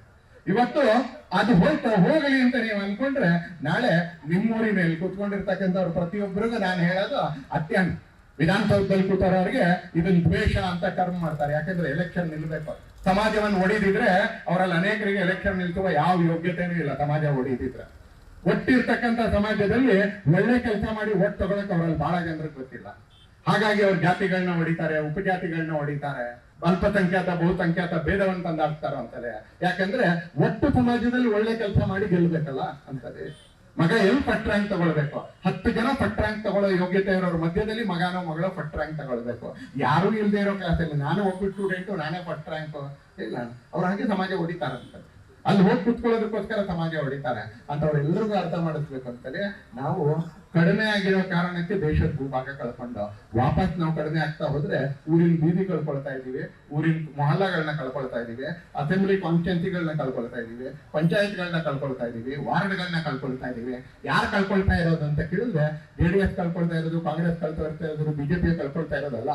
ಆ ತರ ಯಾರಾದ್ರೂ JDS ಕಳ್ಕೊಳ್ತಾ ಇದೆ, ಬಿಜೆಪಿ ಕಳ್ಕೊಳ್ತಾ ಇದೆ, ಕಾಂಗ್ರೆಸ್ ಕಳ್ಕೊಳ್ತಾ ಇದೆ ಅಂದ್ರೆ ದಡ್ರು ನೀವು ಅಂತ. ಕಳ್ಕೊಳ್ತಾ ಇರ್ತಕ್ಕಂಥದ್ದು ಹಿಂದೂಗಳು, ಕಳ್ಕೊಳ್ತಾ ಇರ್ತಕ್ಕಂಥದ್ದು ಹಿಂದೂಗಳು. ಯಾವ ಪಾರ್ಟಿ ಹಿಂದೂ ಆದ್ರೂ ಗೆಲ್ಲಿ ಅಂತಕ್ಕಂಥ ಒಂದು ಕ್ಷೇತ್ರಗಳು ಇರ್ಬೇಕೆ ಹೊರತು ಯಾವ ಪಾರ್ಟಿ ಹಿಂದೂನು ಗೆಲ್ಲಕ್ಕಾಗಲ್ಲ. ಯಾಕಾಗುತ್ತೆ ಅಂತಾರೆ? ಅಸಹಿಷ್ಣು ಮತಗಳು, ಅಸಹಿಷ್ಣು ಪೂಜಾ ಪದ್ಧತಿಗಳು, ಅಸಹಿಷ್ಣು ತತ್ವಗಳು, intolerant philosophy, intolerant practice, intolerant religion. ಇವತ್ತು ಇವೆಲ್ಲದರ ಕಾರಣಕ್ಕೆ ನಮ್ಮ ದೇಶದಲ್ಲಿ ಒಂದಷ್ಟು ಭಾಗಗಳು ಇವತ್ತು ಡೆಲಿಕೇಟ್ ಆಗಿದೆ, ಒಂದಷ್ಟು ಭಾಗಗಳು ಇವತ್ತು ಒಂದು ಸ್ವಲ್ಪ ಸೆನ್ಸಿಟಿವ್ ಆಗಿದೆ ಅಂತ. ಆದ್ರೆ ಇದನ್ನ ನೋಡಿ ಆತಂಕ ಪಡ್ಬೇಕಾ ಅಂತ ಹೇಳಿದ್ರೆ ಯಾವ ಕಾರಣಕ್ಕೂ ಆತಂಕ ಪಡ್ಬೇಕಾಗಿಲ್ಲ. ಇಲ್ಲಿರ್ತಕ್ಕಂಥ 8ಕ್ಕೂ ಹೆಚ್ಚು ಜನ ಪೂಜ್ಯ ಸ್ವಾಮೀಜಿಗಳ ನೇತೃತ್ವದಲ್ಲಿ ಇವತ್ತು ಸೇರಿರ್ತಕ್ಕಂಥ ಹಿಂದೂ ಸಮಾಜದ ಬಂಧುಗಳು ನಮ್ಮ ಆತಂಕಕ್ಕೆ ಯಾವುದೇ ಕಾರಣ ಇಲ್ಲ ಅನ್ನೋದನ್ನ ತೋರಿಸ್ತಾರೆ. ಯಾಕಂದ್ರೆ ನಾನು ಆಗ್ಲೇ ಹೇಳಿದೆ, ಅಲೆಕ್ಸಾಂಡರ್ ಆ ಅಕ್ಷಯ ವಟವೃಕ್ಷನ ಕತ್ತರಿಸಿ ಸೀಸ ಹಾಕಿದ ಮೇಲೂ ಕೂಡ ಆ ವೃಕ್ಷ ಮೇಲ್ ಬಂದು ಇವತ್ತು ಜನರಿಂದ ಪೂಜೆಗೊಳಗಾಗ್ತಾನೆ. ಟಿಪ್ಪು ಸುಲ್ತಾನ್ ಅಂತ ಒಬ್ಬ ನರಹಂತಕ ರಂಗನಾಥ ಸ್ವಾಮಿ ದೇವಸ್ಥಾನವನ್ನು ಧ್ವಂಸ ಮಾಡಿದ್ಮೇಲೆ ಇವತ್ತು ಟಿಪ್ಪು ಸುಲ್ತಾನ್ ಹೆಸರು ಹೇಳಕ್ಕೆ ಕೆಲವೇ ರಾಜಕಾರಣಿಗಳಿದ್ದಾರೆ ಹೊರತು ರಂಗನಾಥ ಸ್ವಾಮಿ ದೇವಸ್ಥಾನದಲ್ಲಿ ಪೂಜೆ ಮಾಡಕ್ಕೆ ಇಲ್ಲಿ ಸೇರಿರೋದು ಲಕ್ಷಾಂತರ ಹಿಂದೂಗಳು ಇವತ್ತು ಸಕ್ರಿಯರಾಗಿದ್ದಾರೆ. ಮೊನ್ನೆ ವೈಕುಂಠ ಏಕಾದಶಿ ದಿನಾನು ನಿಮ್ಮಲ್ಲಿ ಒಂದು 4-6 ಜನ ಆದ್ರೂ ಆದಿರಂಗ ಅಂತ ಬೆಳಿಗ್ಗೆ 3:30 ಪೂಜೆಗೆ ಹೋಗಿರ್ಬೋದು. ಇವತ್ತು ಟಿಪ್ಪು ಸುಲ್ತಾನ್ ಹೆಸರು ಹೇಳಕ್ಕೆ ಕೆಲವು ರಾಜಕಾರಣಿಗಳು, ಕೆಲವು ಸಂಘಟನೆಗಳು ಬಿಟ್ರೆ ಬೇರೆ ಯಾವ ಸಮಾಜ ಇಲ್ಲ. ಮುಸಲ್ಮಾನರು ಸ್ಮರಣೆ ಮಾಡ್ಕೊಳ್ಳಲ್ಲ, ಆದ್ರೆ ಆದಿರಂಗನ ಹೆಸರಿನಲ್ಲಿ ರಂಗನಾಥ ಸ್ವಾಮಿಯನ್ನು ಸ್ಮರಣೆ ಮಾಡ್ಕೊಳ್ಳಕ್ಕೆ ಇವತ್ತು ಲಕ್ಷಾಂತರ ಕೋಟ್ಯಾಂತರ ಹಿಂದೂಗಳು ಇವತ್ತು ಅಯೋಧ್ಯೆಯಲ್ಲಿ ರಾಮ ಮಂದಿರ ಆಗಿದೆ ಅಂತ. ರಾಮ ಮಂದಿರ ಆಗಿದೆ ಇವತ್ತು. ಕಾಶಿಯಲ್ಲಿ ನಂದಿ ಈಶ್ವರಲಿಂಗವನ್ನ ನೋಡುವ ಹಾಗೆ ನಿಮ್ಮ ಕಣ್ಣೆದುರಿಗೆ ಹಾಗೇ ಆಗತ್ತೆ ಅನ್ಸಲ್ಲ.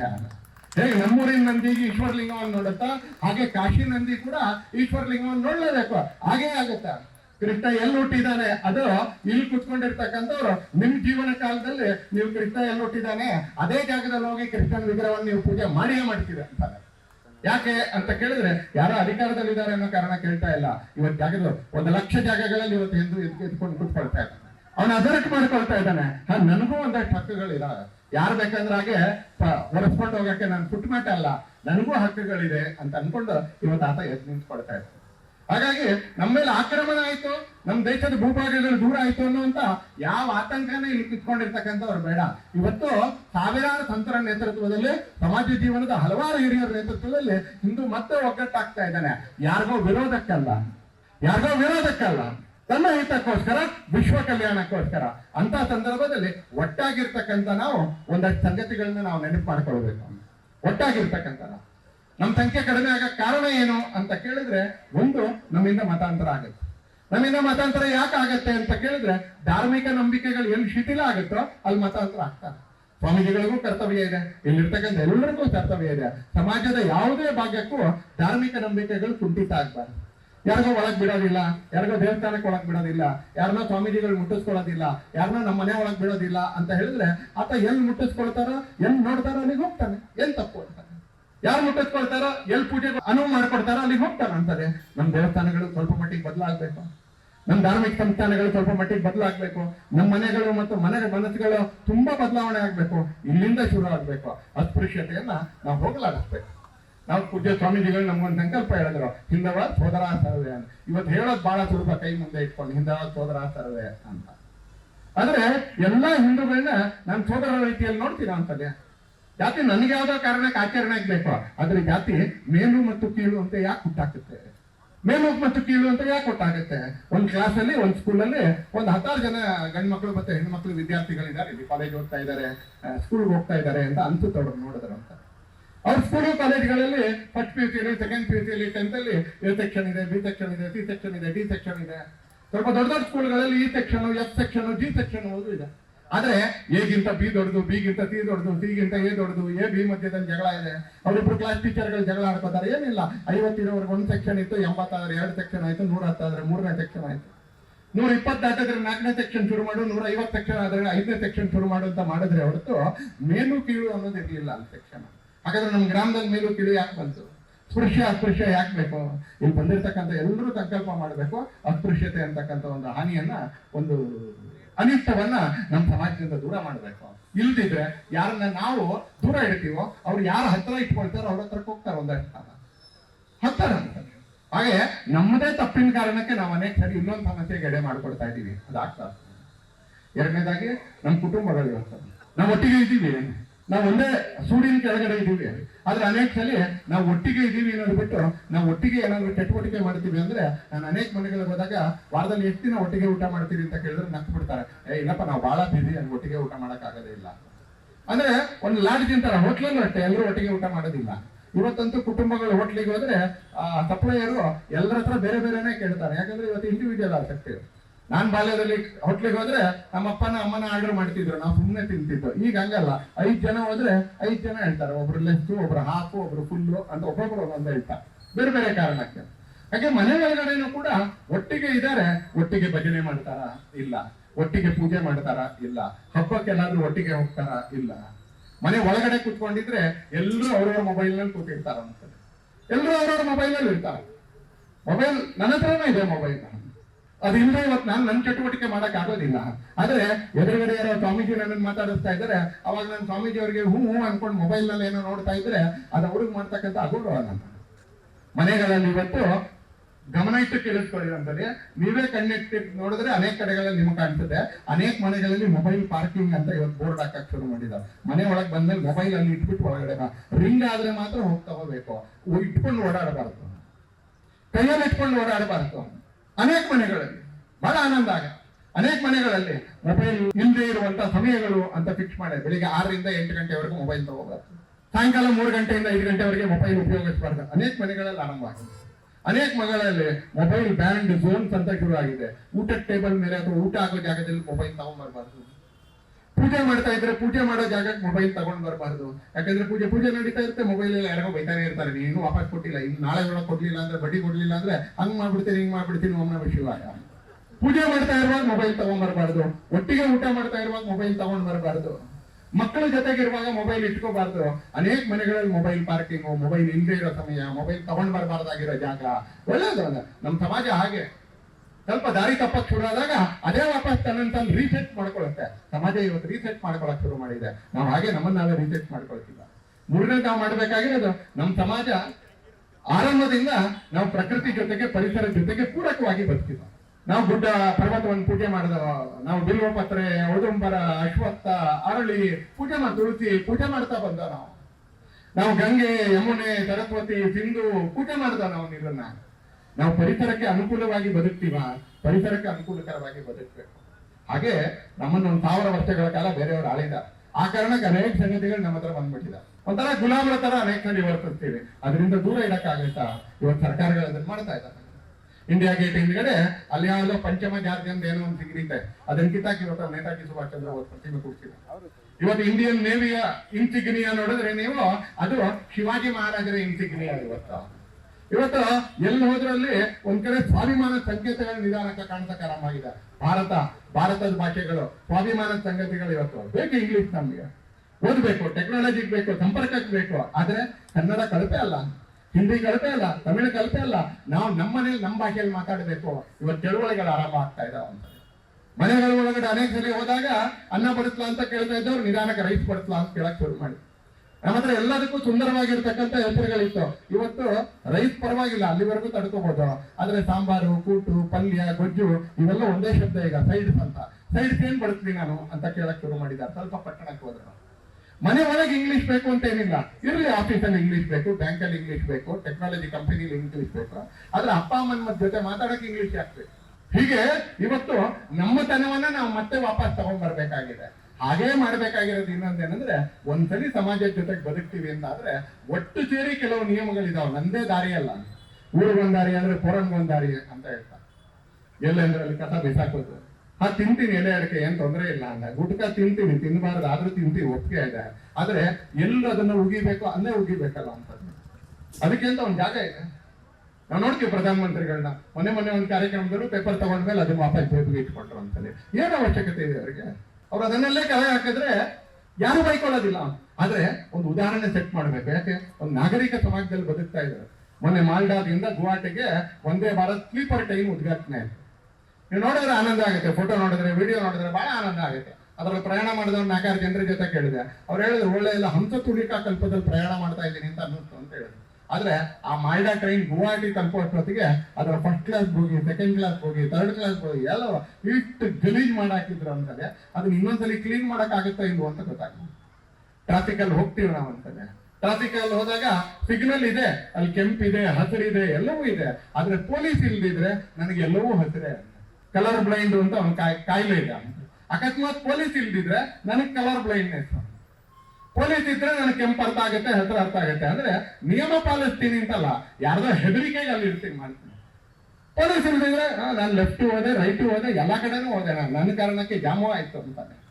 ಒಟ್ಟಿಗೆ ಸಮಾಜದಲ್ಲಿ ಬದುಕಬೇಕಾದ್ರೆ ನಮಗೂ ಅಂತ ಒಂದಷ್ಟು ನಿಯಮಗಳಿದಾವೆ. ಸಂಘ ಇದನ್ನ ಈ ವರ್ಷ ಪಂಚ ಪರಿವರ್ತನೆ ಅಂತ ಹೇಳ್ತಾರೆ. ನಮ್ಮ ಜೀವನದಲ್ಲಿ ಪರಿಸರಕ್ಕೆ ಪೂರಕವಾಗಿ ಬದುಕಿ, ಇಡೀ ಹಿಂದೂ ಸಮಾಜ ಒಟ್ಟಿಗೆ ಅಂತ ಸಮರಸತೆಯಿಂದ ಬದುಕಿ ಅಂತ, ನಾಗರಿಕ ಕರ್ತವ್ಯಗಳನ್ನ ಪಾಲಿಸ್ತಾ ಬದುಕಿ, ನಾವು ಯಾರು ಅನ್ನೋದನ್ನ ಅರ್ಥಕೊಂಡು, ನಮ್ಮಿಂದ ಏನ್ ಅಪೇಕ್ಷೆ ಇದೆ ಅನ್ನೋದನ್ನ ತಿಳ್ಕೊಂಡು, ಸ್ವಂತದ ಬಗ್ಗೆ ಅರಿವಿನ ಜೊತೆಗೆ ಮುಂದೆ ಹೋಗಿ ನಮ್ಮ ಕುಟುಂಬಗಳನ್ನ ಆರೋಗ್ಯಕರವಾಗಿ ಇಟ್ಕೊಳ್ಳಿ.